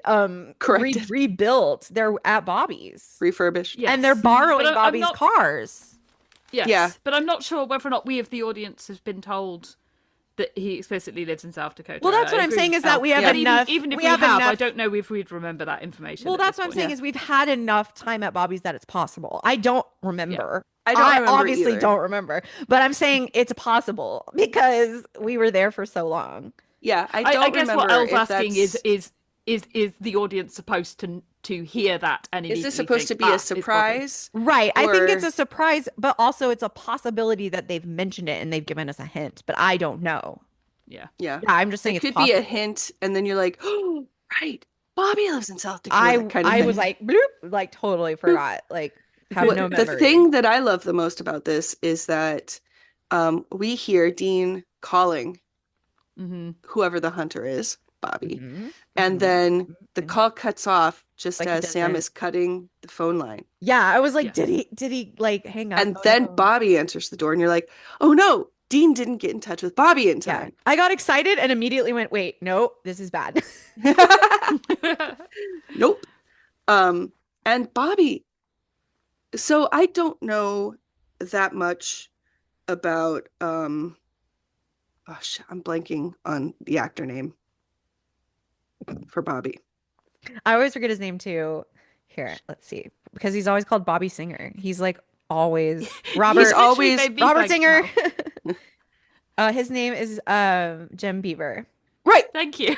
obviously. Now that I hear it, love I'm him like, so obviously. much. Jim Beaver. So I don't know enough about his acting to make this like a real comment, but Mhm. my, I guess, fake comment is he seems kind of like Meg did, a little bit like overly genuine at the beginning, like 'Cause almost he knew too what was going happy. on. Yeah, Yeah. almost too happy, acting too genial, like, Yeah. oh yeah, come on in. Oh, where's Dean? Oh, how about a beer? Like, whereas I think in the past he's been a little bit like he likes them, but he's a gruffer person than that. Like he'd be like, well, what are you doing in my neck of the woods? You got a hunt you're gonna kill yourselves on? Yeah. Like I Yeah. feel like he's acting too He is because nice. he would be interrogating him about where Dean is because he would know it Mhm. was weird if they weren't together. Either they're in a fight or something else is going on. Right. And in this case, he's just like, oh, okay, that sounds fine. That sounds normal. Right. So it Like, I just everybody, I think, in this episode is like firing on all cylinders when it comes to like The the little nuances. distinctions and nuances they're making in Mhm. their performances. Jim Beaver's an incredible actor. He's I don't know if y'all ever watched Deadwood, but he's in that and he's fabulous. He's a I great haven't actor. seen So it. it's 100% on purpose. He's a great Is actor. it Yeah, I think so. fantastic? I love Especially hearing that because it's on purpose. we don't know that he knows, but Right. he knows that his character knows. So he would Yeah. definitely be playing it that way. So he's playing I it that way on purpose, and Hmm. then offers Sam a beer, and we're like, Bobby, don't get comfortable. Bobby, don't. And then Sam, what are you doing? What did you do? And I was just like, why was I worried? Bobby is like the best. He's so good. Yeah, And like, of course he's like he's got everything. He's prepared for yeah. anything. Well, yeah, I mean, at this point, he is like the demon expert, right? Yeah. So Right. I Yeah, do and think it's that like holy water in the beer should just be like standard, standard. Like you should 100%. just do that. And he even all the said that. time. He Yeah. was just like, yeah, and if you were really Sam, it wouldn't have bothered you. But because you're not, and he's probably used to dealing with this because he is a demonologist, demons probably come at him a lot because of that, Mhm. because they're pissed at him. So he probably does just standard practice, like want a beer. And like, and then he's probably caught a lot of demons that way because he's like, I'm not stupid. I'm a demonologist weirdo. Is it bad that like my first instinct was to be like, you know, don't insult Sam by saying he wouldn't notice a watered down beer. That's mean. Sam would notice if the beer was watered down. I mean, I suppose you just need to put a splash in, don't you? Just a Yeah. splash. I know. It was If you just ingest it as a demon, you're burning from the inside out. right. And you're just like breathing So I flame. was I was like cheering, and then immediately it was like, and now I need y'all to stop slapping my boy around. I know. Now he just gets beat a lot. Mhm. Like, well, I guess not more than Dean does. I do love when they tie Meg up in the chair under Mhm. the devil's trap, and then they have the like pan up to show the devil's trap and the Mhm. look down, and it very much just makes me think of her being sat there being like, oh god damn it, not again, because Not obviously again. like the last time she saw them she was in that exact position, right? Oh my So- God, you're right. That's why she did the Oh, that's so sigil, funny. the binding sigil, Mhm. because she Yes. knew She they were wasn't going gonna to let try that to do happen that. again. Which was so fucked up that at the end of the day, like what had to happen to Sam was Bobby had to burn the sigil with the like poker from the fireplace in order to break the seal. Yeah. Yeah, and the So, binding oof. sigil itself was also like a brand, right? Right, uh-huh. So So to yeah. break it, he had to kind of do the same. And I thought that Yeah. was so funny that Dean cares about vessels only when the vessel is Sam. It's like, because he's like, hey, you don't want to hurt this Of course. pretty face. And Don't want to bruise this fine packaging. right. And Dean's like, yeah, I plan not to, but every other time I won't. Yeah, Like- this won't hurt Sam at all. But you wait around for a year or so, and I'm gonna punch him just Well, willy-nilly. no, but like in every other vessel, he doesn't care if he Oh yeah. plans. You know what I'm saying? Like he's like, Yeah. yeah, I'm not gonna hurt this vessel, but I will not be this careful later. Like probably not. Probably just carry around probably holy don't. water all the time. Honestly, that's so stupid that they don't have like I don't know like a holy water gun, like a water. They gun. should have. They should also have like a Dean does use a Walkman. holy water super soaker on Sam at one point, or somebody. No, or is it Kevin does it? I think it's Kevin. It's Somebody Kevin, I does it think. in like season 8. It's the cutest Yes, thing. There are definitely holy water super soakers. I It remember would that much. take a child, a kid, a millennial, yeah, to do Right, it. I love to do a that. super soaker. I Sam also is a want them to millennial. have like a Walkman Just to point out. with headphones Yeah. and just like plop it on the demon's ears when they're in the chair. Oh, with it. Well, Sam Oh. does record the exorcism on his phone because he Yeah. uses that in Mother's Little Helper, which is one of Yes. my favorite moments. Yeah, we do love I, that I one. love that. I just want them to have these tools all day. I was also thinking like you should have like just put your hand on the Bible style. This has silver in it. It has copper in it. It has all of the things that you might react to if you're not human. Yeah. And then you got to take a swig of this beer before you can even enter the property. Like, Yeah, it Let's should just just do be that right standard practice. I swear to God. yeah. I had been on forehead crinkle watch the entire episode because I knew that Meg was like Sam, and it's so funny. Like as soon as pretense is dropped, crinkle goes away immediately. Mhm. As soon as it's Meg, smooth forehead. I did not pick it out that it was the wrinkle, but I got Mhm. that same like feeling of something has instantly changed about his face. You picked it Mhm. out. It's the forehead Because I wrinkle for love the sure. crinkle. It's Yeah. one of my It's favorite things so about his face. it is so good. And also when they try to get Meg out and she's like, "Oh, ha ha ha. Oops. Not working, huh?" Oh, And then Elle, your acting is incredible. yeah. Oh, I love the laugh, like the like evil laugh, but I love it even more because it's kind of like Jared's real laugh. Like, have you ever heard like Jared's real laugh? It kind of sounds a little bit evil. Well, Um, yeah, and do we often hear Sam laugh? That's a sad No. question. Oh, don't There make we me go. salad. Don't make me salad. Sam is like more like a wry chuckle. And that's Yeah. about as much as we get. I must go back But- into my sadness. Oh, my sadness.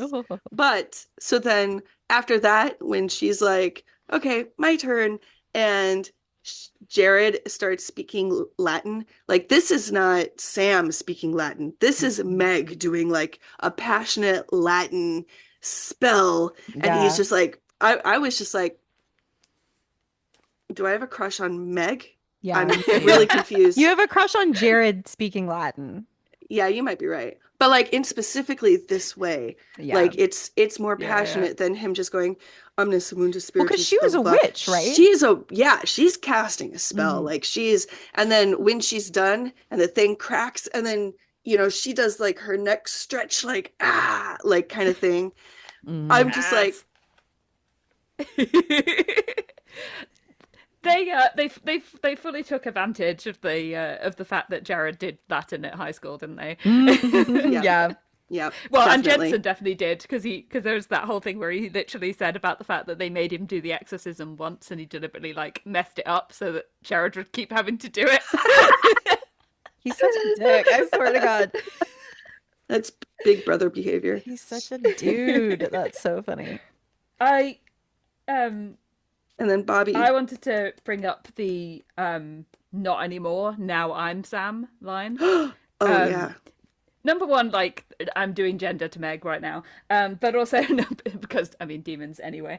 But number two is just like horrifying in the context of very similar lines in other situations where Sam has been possessed. Because Everybody wants to keep him. Yeah, we have Not Anymore, Now I'm Sam from Neg. We have Sammy's Long Gone from Lucifer.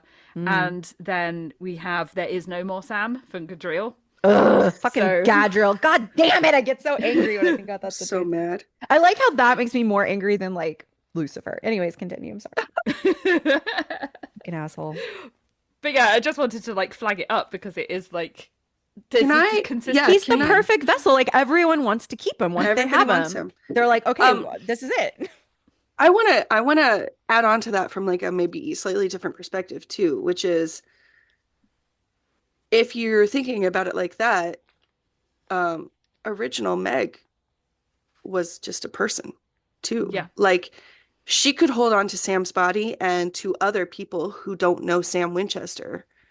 He is now Sam the demon Sam, the way that she's Meg, the demon Meg.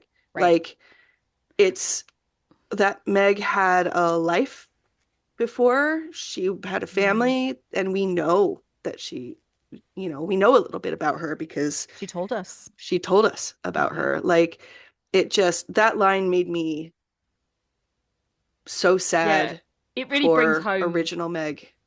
Yeah, it really brings that home, doesn't it? Yeah. the Someone fact has that it's Really just stolen stolen. her Yeah. And she The tried way to that steal she's now Sam threatening again. The fact that to steal Meg Sam. Yeah. keeps that name, there's something really horrifying in that. The fact that Meg keeps that name even Yeah. when she moves to a new vessel. Use your later freaking on. demon name, man.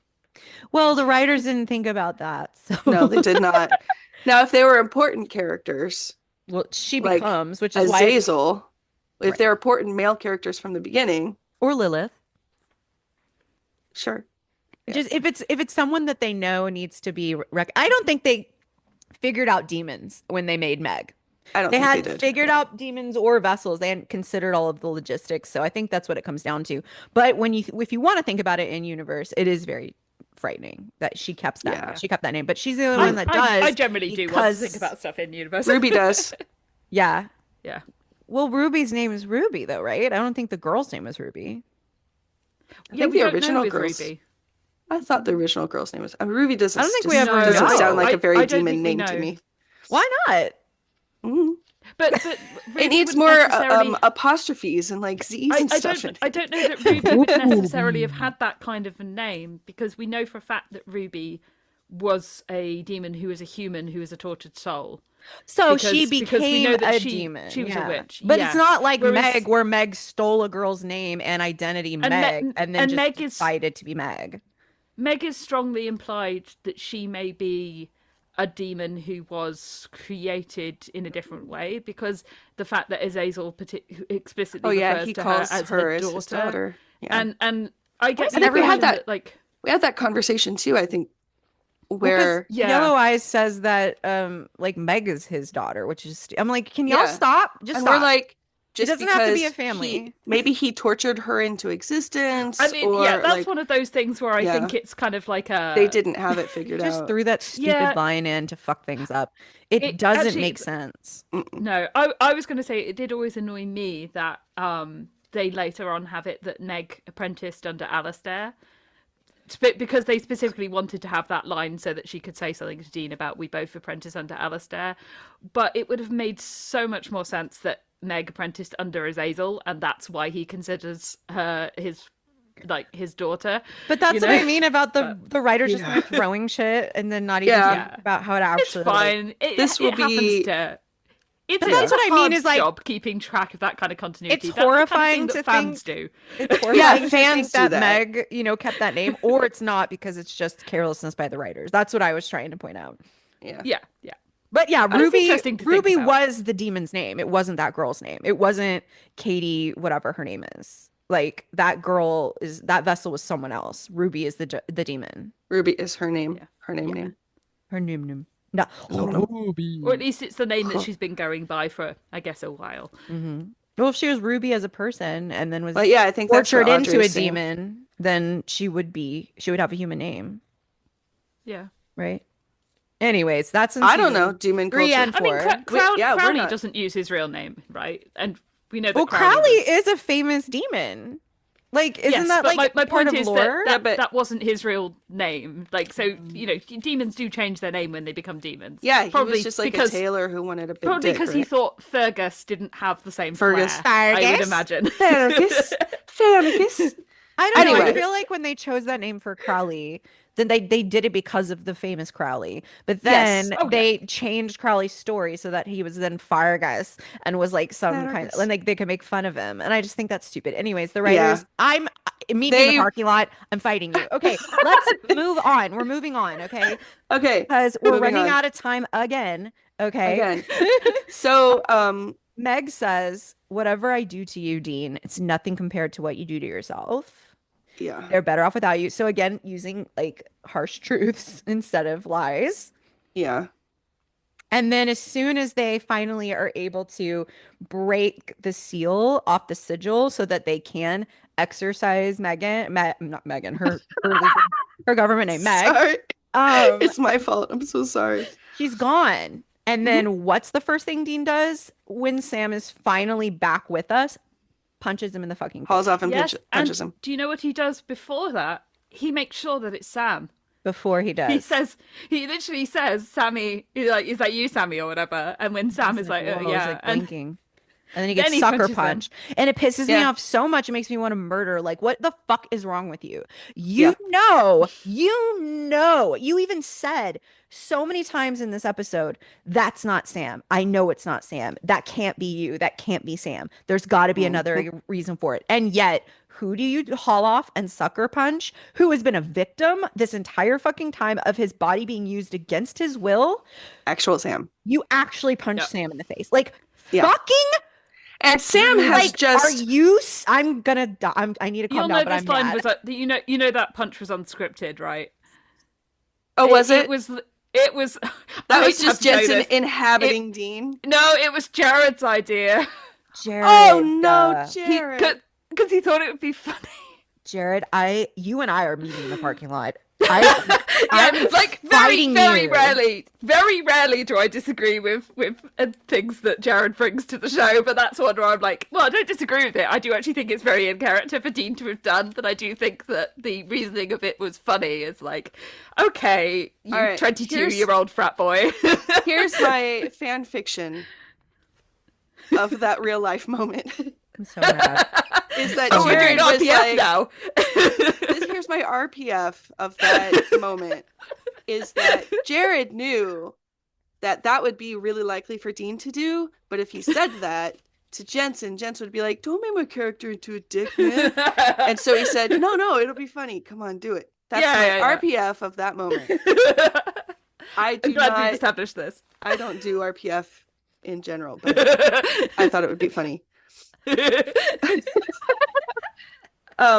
But like right before that, if we're just talking about what happened in the show, because they did decide to leave it in the show, and they did decide it wasn't out of the bounds of what these characters would do. Because they could always say, guys, for Dean. don't do that. It's not what we want for this episode. They left it in. They let it happen. Blah blah blah. So, right before that, even Sam is even like looking around, like, did I miss anything? Like he clearly has no idea what's going on. And next thing, he's just getting punched by his brother, who's beaten bloody. Like he has no idea that he even did that. It seems like. So Makes yeah, me it's so mad. It's angry. I'm And then furious.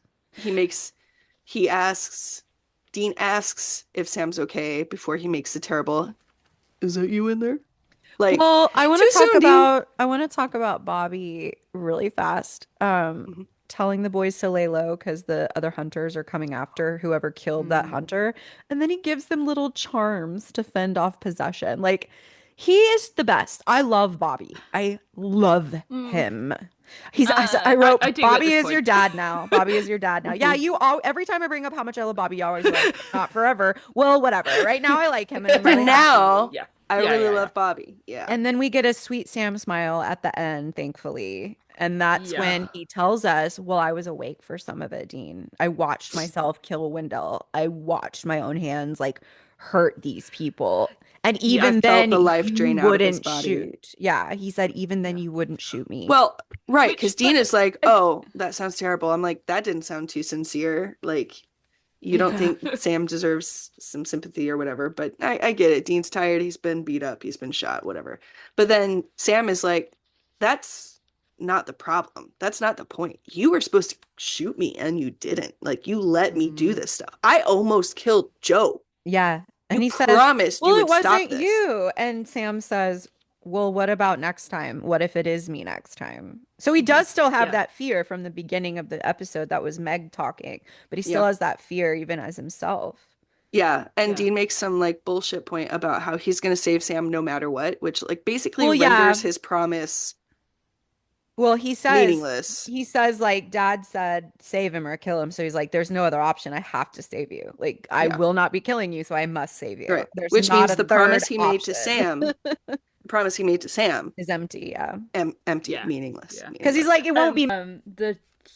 I kind of brought it up before, but when Bobby hands them the like anti-possession tokens or whatever, talismans, we do specifically have the line of it'll stop it from getting back up in both of you, and then the like sounds vaguely dirty line from Dean, and then of course the like closing line of the like, dude, you had a girl inside of you for a week, and it's just like pretty naughty. The show has not been subtle about the fact that possession is a rape metaphor.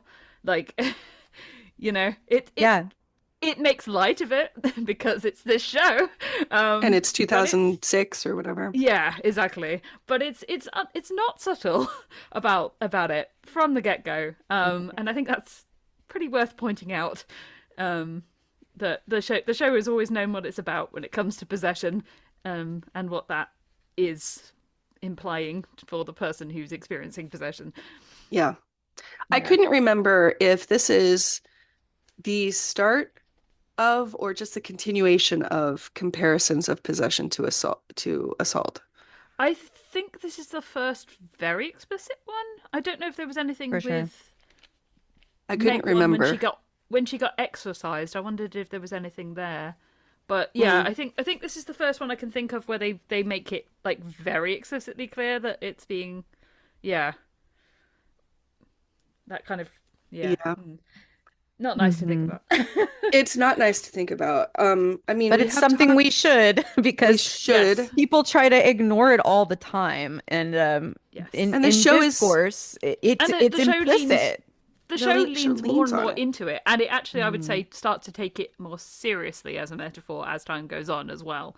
Yeah. Um, much as it will also still cut back and make light of it and stuff. I mean, we still in season 9 we still get lines like Dean's line about like it's like an episode of Teen Mom in here after Sam tells him about the fact that Gadriel left some of his grace inside Sam. So, oh yeah, which is a line that genuinely makes me want to That makes break me through sick. my TV screen and kill a fictional That's man. why the But Gadriel situation made me so angry. I wrote like yeah, 100,000 word thoughts, and then we can rate it. Or Well, did we I want to talk talk a about little bit. everything?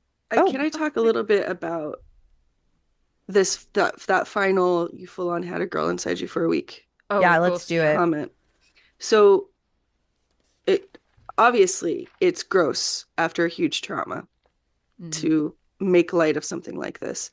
But we have talked before about how we can see sometimes Dean says things that he knows are going to get a reaction that will distract Sam from something that's upsetting him. Mm-hmm. Mhm. Um, and Sam does laugh a little bit Yeah, he after that does. comment. I think because he knows the intention behind it. Yeah, whether it's painful to him or not, which I think it would be weird if it wasn't. Hmm. He is, I mean, even the act of putting on a laugh in order to acknowledge what Dean is trying to do is somewhat distracting from that trauma. But it was interesting to me, I should say, that Dean couples it with "that's pretty naughty" rather than some kind of like homophobic joke or a joke about being weak or being put in a woman's position. He just says "that's pretty naughty." Like it's almost like approval from Dean. Like, Yeah, like, ooh, sexy. right. Like, and it's Which is weird, gross, but but in from Dean's perspective, it's kind of like saying, hey, this thing that you're really upset about, it was pretty naughty. Let's think about it like that kind of thing. Like Yeah, it he was a does not failed have, attempt to make it yeah, lighter. he doesn't have the awareness to be able to have like a He doesn't have counseling the session with Sam. sensitivity. Yeah, he doesn't have the Yeah, sensitivity to do it. he doesn't, but he senses that it's, I think he senses that Mhm. it is the wrong time to say, well, I never knew you were a catcher, Sam, or some other like crazy homophobic thing. Gross. It's not the right time to make that kind of a joke. So instead, he makes a different joke And that's it's the gross. CW Yeah, in 2007. right. And so he makes a different kind of gross joke that airs on the side of more like supportive, which to Dean is, yeah, ooh, yeah. spicy, like, rather than, Sorry that happened, man. And then I punched you.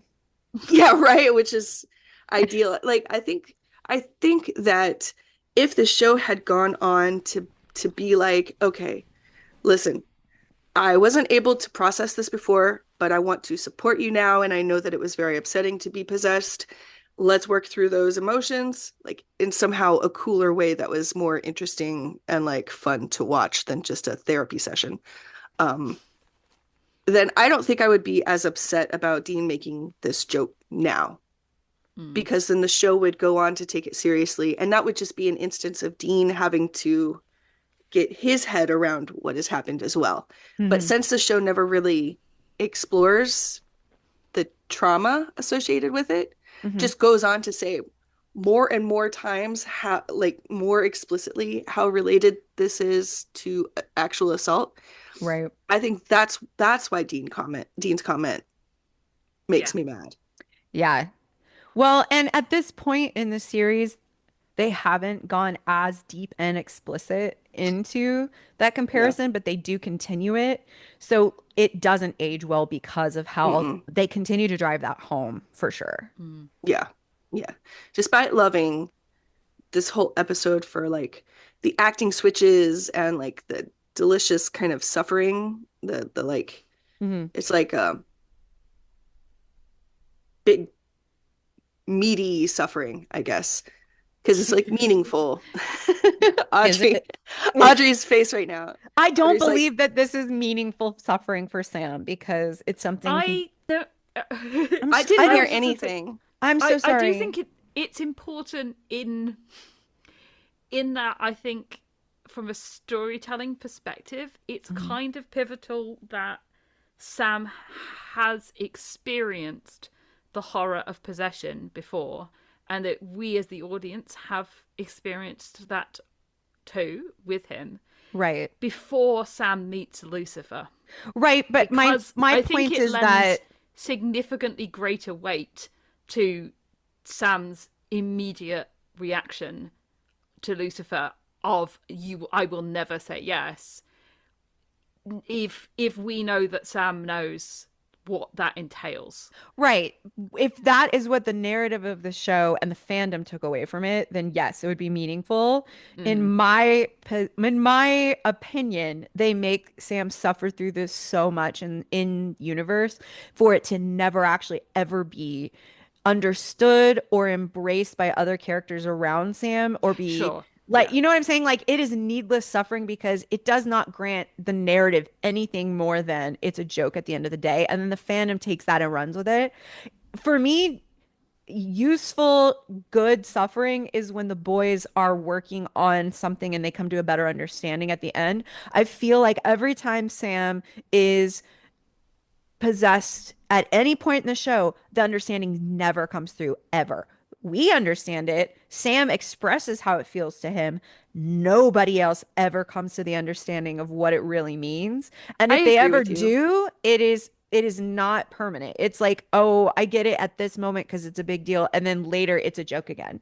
Yeah. And so Mm. to me, it's just not meaningful. Suffering because I know it's coming. I think at this point, I get what you're saying, Vic, and that it is like narratively can possibly lend itself to that. But at the end of the day, it still doesn't achieve that. It's not meaningful enough, I guess, to me, because it doesn't last, it doesn't stick. I think for me it feels meaningful because I know that Jared has taken it on Yeah. and that that is going to inform the way that he plays Sam in the future. Yeah. I guess it's Um, meaningful between us and him, but we get it. yeah. And then we're very frustrated forever that no one And then else we get to does. and then we get to suffer in turn because of the fandom not understanding. And I don't want to suffer. But the other thing to sort of relate it back to what Vic was saying about how the narrative uses this, I think it's even more of a big deal at the end of season 5 when he decides to say yes because Mm. he does know what it entails. Mhm. He Yes, does know exactly. how difficult it's going to be to maintain control of himself long enough to do what he needs to do. Right. Mm.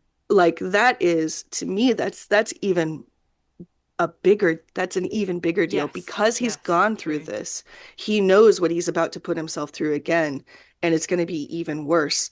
Um, but I also 100% agree with Audrey that it would feel a lot more satisfying if anybody else in the world had said, even just once at the end of season 5, hey man, back when it was Meg, you said this was like the worst thing that ever happened to you. This is going to be a billion times worse. Yeah. Does Mm. anybody say that to him? No. No. I think to be honest, the closest thing we ever really get to people, anyone acknowledging Sam's like history of possession trauma, is literally when Gadriel suggests to Dean that Ah, he possess him, and Dean says no, Sam would never agree to that, and Quadrille's other response is he would rather die, and Dean basically tacitly endorses the fact that that is true. And then, of course, he does. He does it anyway. Does it anyways. Yes, but I think that is probably the closest we actually get to like a real on-screen acknowledgement by, and it's still completely dismissed. Not Sam. In And the it's next still breath, dismissed, it's still completely dismissed. And that's why I feel like this is a hard episode for me. And like any of the possession talk will always be, because I know at the end of the day, no one gives a fuck about Sam and this very large motif in his life, which is the deepest the deepest source of his trauma in the later series is comes from all of this. And so I don't know, it's sad because they set us up for something great with this first possession and like what it could mean and what we could do with it, and they just, like most people dismiss sexual assault allegations, just do not give a fuck about what it truly means.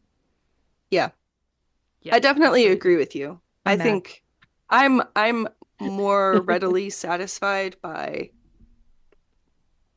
just my own personal takeaway than you are. I think mean, my you have own higher personal, standards than I do. My own personal takeaway from this moment is Dean will never get it. No one in universe will ever get it. He will be suffering by himself with this experience. Even when Dean goes through something similar, he will never try to relate to Sam about it, despite the fact that Sam's gone through it so many more times. And that to me is infuriating. It makes me mad. I mean, I will say the point at which where that what you're saying really gets hammered home is in season 14 after Dean's been possessed by Michael, and the show literally has Dean say something along the lines of like, "You just couldn't get it" or whatever. Like they like, never go even fuck yourself. Nobody could get it better than Sam. Yeah, they never even attempt to have like that be related between the two of them. Oh, that made me so mad. They also have Jack lose his soul, and they never once have Sam talk to Jack about the writers that inherit this show don't fucking deserve Sam, and that is what it comes down to. Nobody is that there is Sam. so much incredible stuff that they set us up for with Sam, and they literally fucking forget, and then they care so little they even admit that they forget, and they're like, haha, isn't that funny? Anyways, and it's like, you guys don't deserve to be showrunners. You don't deserve to have a show if you can be this cavalier, this dismissive of the foundation of the show. It just infuriates me. Anyways, we don't have to talk more about that, but well, we will when we get that far. And you should say in the parking lot. We are in having the parking fisticuffs, bitch. I'm ready. Anyways, if Jared's listening, we love you.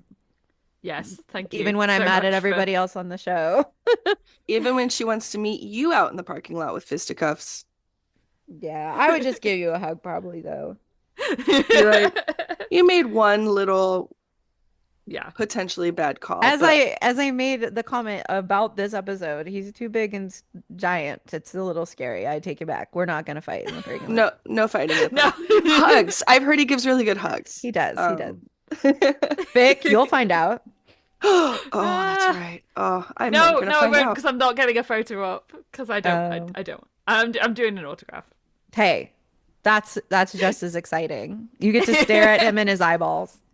Yeah, I want to talk to him more than I want the hug. So you get to talk more in autographs, but you get like a hug in photos are very, very quick.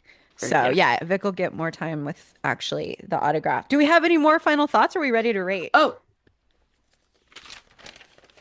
rustling of pages. I'm ready to rate. Sorry, I'm ready.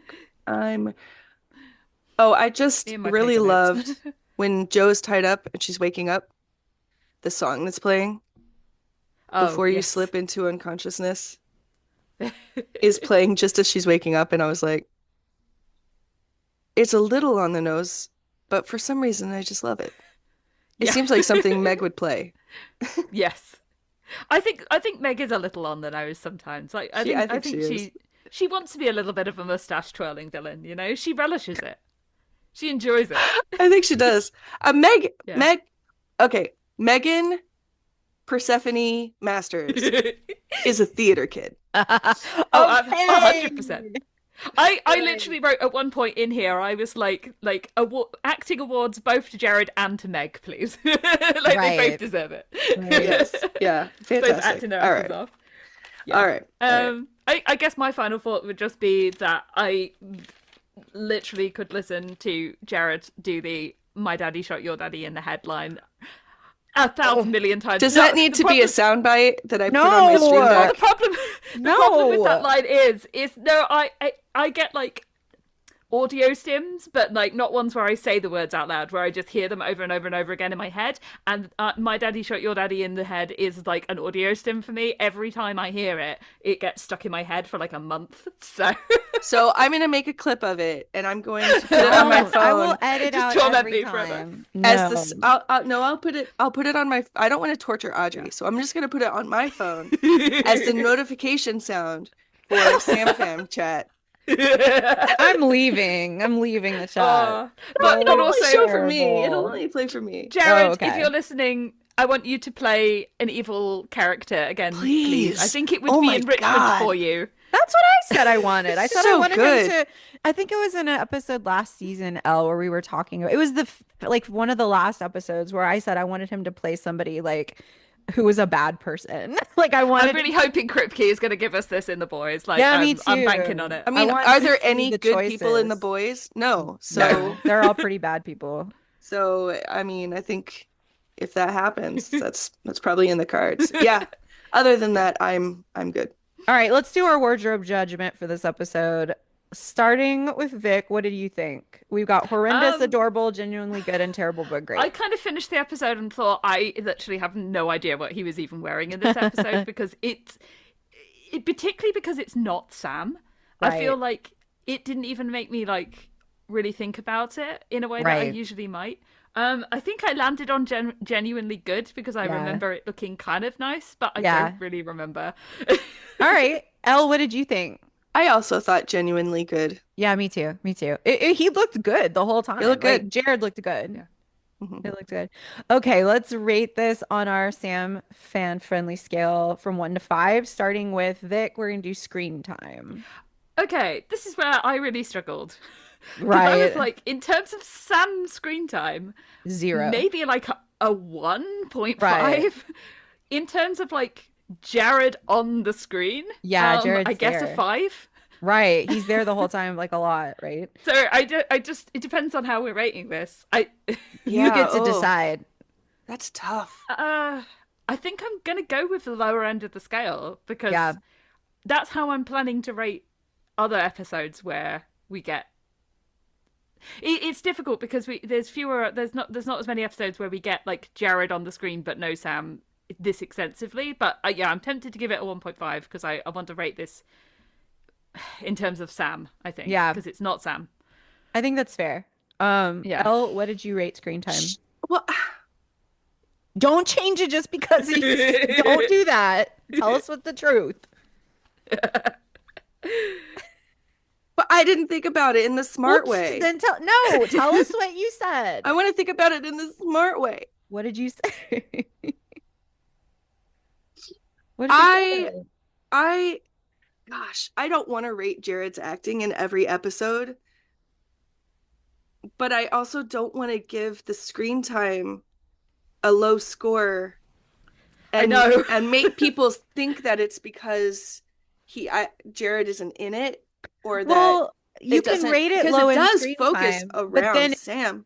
if he's really not there, your enjoyment would suffer. But because he is there, enjoyment goes high. So then Yeah, it that's how will I've done it. balance it That's out. my Sam Yeah. taxes for the episode. Yeah, it balances out. If you're like, if it's a true bad episode where Sam's barely in it, then that will be reflected in everything else. So you don't have to worry about that. The Oh my end. God. How dare you? How dare you bring up the end to me? All right, fine.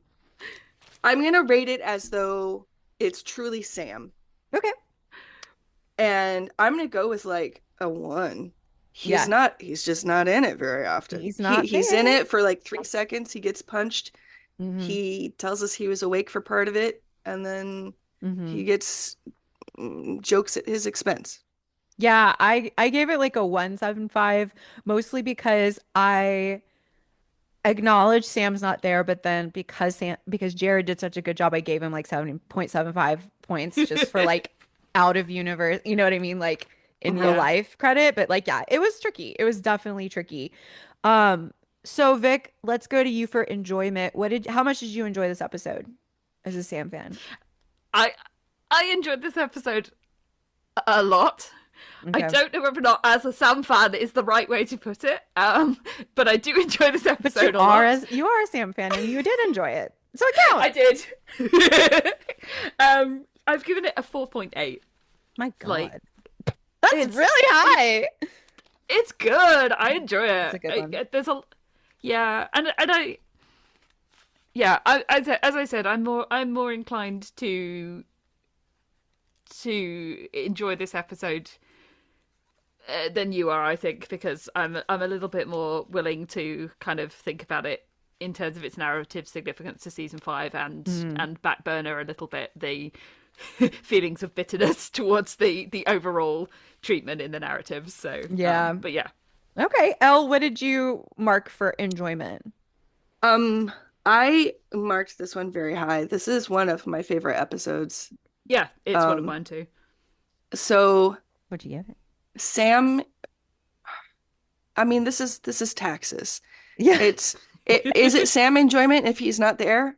At this point, I can't give it another one when it's my favorite episode. One It's of my not a favorite Sam episodes. enjoyment. It's you as a Sam fan enjoying the episode. Sam fan enjoying the episode. Yeah, Yes. I'm gonna give it like a 4.95 because it's just the acting and the little twisty turns Yeah. and Actually, Audrey, even can I up mine? Sure. I want to give it 4.952. I'm doing some taxes and I'm moving some of that like I want to give marks to Jared's acting into the enjoyment section. So I'll yeah. do you. I um gave it a 3 as enjoyment because I didn't enjoy Oh, this episode and it hurts my feelings and that's how I feel. I mean, it's a good episode. I hate watching it. I hate watching it. So I don't want to yeah. see Big O Jared, Big O Sam be frightening and predatory. I don't like it. So I think it's a good episode, but I didn't have fun. I had a lot of fun. Yeah. Um and uh I also like the narrative implications Hmm. of it. It Yeah. sets up a bunch of stuff about possession and about Yeah, it's really important. how awake you can be during it, how you can Hmm. survive it, how yeah, I just I and specifically stuff about how Sam reacts to it. The idea that demons can do it will do it just for the fun of it as Yeah. well. I think that's a Yeah. really Yeah. yeah. Yeah. Um It's yeah. gross, but that's part I of what makes it I will enjoyable say to I me. think this episode is significantly more enjoyable on your second watch because the first watch you just sat there being like, I'm going to throw up, I'm going to be sick, like what's happening to my boy, the person who I have fallen head over heels in love with. Whereas on your second watch through, at least you know, Yeah, you're like, wow, and you Jared's can doing a really good job of being yeah Meg, being yeah Sam. exactly The first time you're like, I'm traumatized. Do I need to quit watching this show? yeah. Is this the last episode of the show I'm ever gonna watch? Um, I just yeah, hate it. It makes me really uncomfortable. I'm sorry. All right, That's Vic, very fair. hard eyes. This is Um, weird. This is a weird This one's one. weird. a one. Again, I feel like it's kind of the same thing as screen time because most of that is not Sam. Yeah.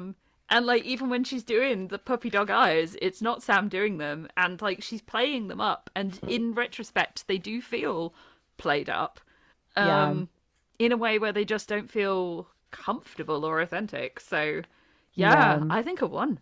What do you think, Elle? Don't change I it. could even give it a 0, to be honest, in some ways. But he was there for a small amount of time, and any Is second on this which he's on screen gives me specific some highs. heart eyes for Sam specifically? Or if I have a little mini crush on Meg, is that okay? I feel like the hard eyes is Sam Sam specific. specific? Oh, okay, Yeah. okay, I okay. mean, but you did have a crush on what Sam looks like when he's Meg. That's true. A little bit. Um, But it's not, yeah, it's he's not there. This is such a weird episode to be like one of my favorite episodes as a Sam fan, but it is definitely just with the one I gave it earlier, hands down the lowest because I don't score that low. No. Well, I do because not, he's usually there yeah, so far. like Hmm. um Baby is probably gonna get a similar score. It's just Yeah. not there that often. So what did you give Hard Eyes for this Hard one? Eyes is like because the end he was so Hmm. like sincere and concerned about Dean's reaction to him killing people. Not not oh, it's so hard on me. Oh, it's so painful for me to remember myself Right. killing people, but Right. more Dean, you were supposed to prevent me from doing this. You were supposed to take care of me before it got to this point, and you refused to kill me at every turn. Like You won't do what it that, takes yeah, this to is like, prevent this. yeah. So for that, I'll give the episode like a 2.5. That's Okay. fair. I gave it a 2.5 mostly because, I mean, he's not there, but she knows all of his greatest attributes and like what to use the furrowed brow and he's being the dewy eyes. Like, I don't know. I just thought she knew what makes him so like lovable, and that's what she used as tools. So, So that's a good um, point. That was what I was going to yeah, say on because they another are score his features. too. They are his And the characteristics. Yeah. concerns and stuff that she brings up are largely his concerns as well. Like, Right. except for the really egregious stuff, all she has Hmm. to do is voice things that Sam is concerned about that he doesn't usually voice, Hmm. to torture Dean. Right. Like, um, so yeah, so that's part of my reasoning too. Sam is there. Hmm. Mm. Just he's only his there-ness is expressed through Meg and what she wants to use Right. of Yes. him in order to hurt other people, which is terrible. Right. Well, we have rated this episode. My overall average is like a 2.25, and Vic, yours is like a 2.4, and L, yours is like a 2.8. So overall, Oh. we've rated this a 2.5, which to me is fine because that's the highest score I gave it. It's probably a I little hate high this. for Audrey. It's fine. No, I Yeah. don't hate it. I don't hate it. I think it's if I was gonna watch it as a Sam fan, straight in the center of the rating because of how complicated the feelings are would Yeah. feel true. I So I mean, don't know. yeah. I mean, to be fair, almost all of my like favorite episodes are ones that make me feel violently sick in some way. Like literally, my favorite episode of the entire show is when the levee breaks. So, I just feel there's more to the suffering when it's between the boys. I don't I this to me sure. this is torture and it's unnecessary. And I think I'm excited for the next episode. Yeah. I'm glad we're moving on. She's done. I'm done. And so is this podcast. Ladies, thank you for being present on a Saturday for me to Thank you for record. having us. We'll see you again Okay. soon. Bye, Yeah. guys. Bye. Bye.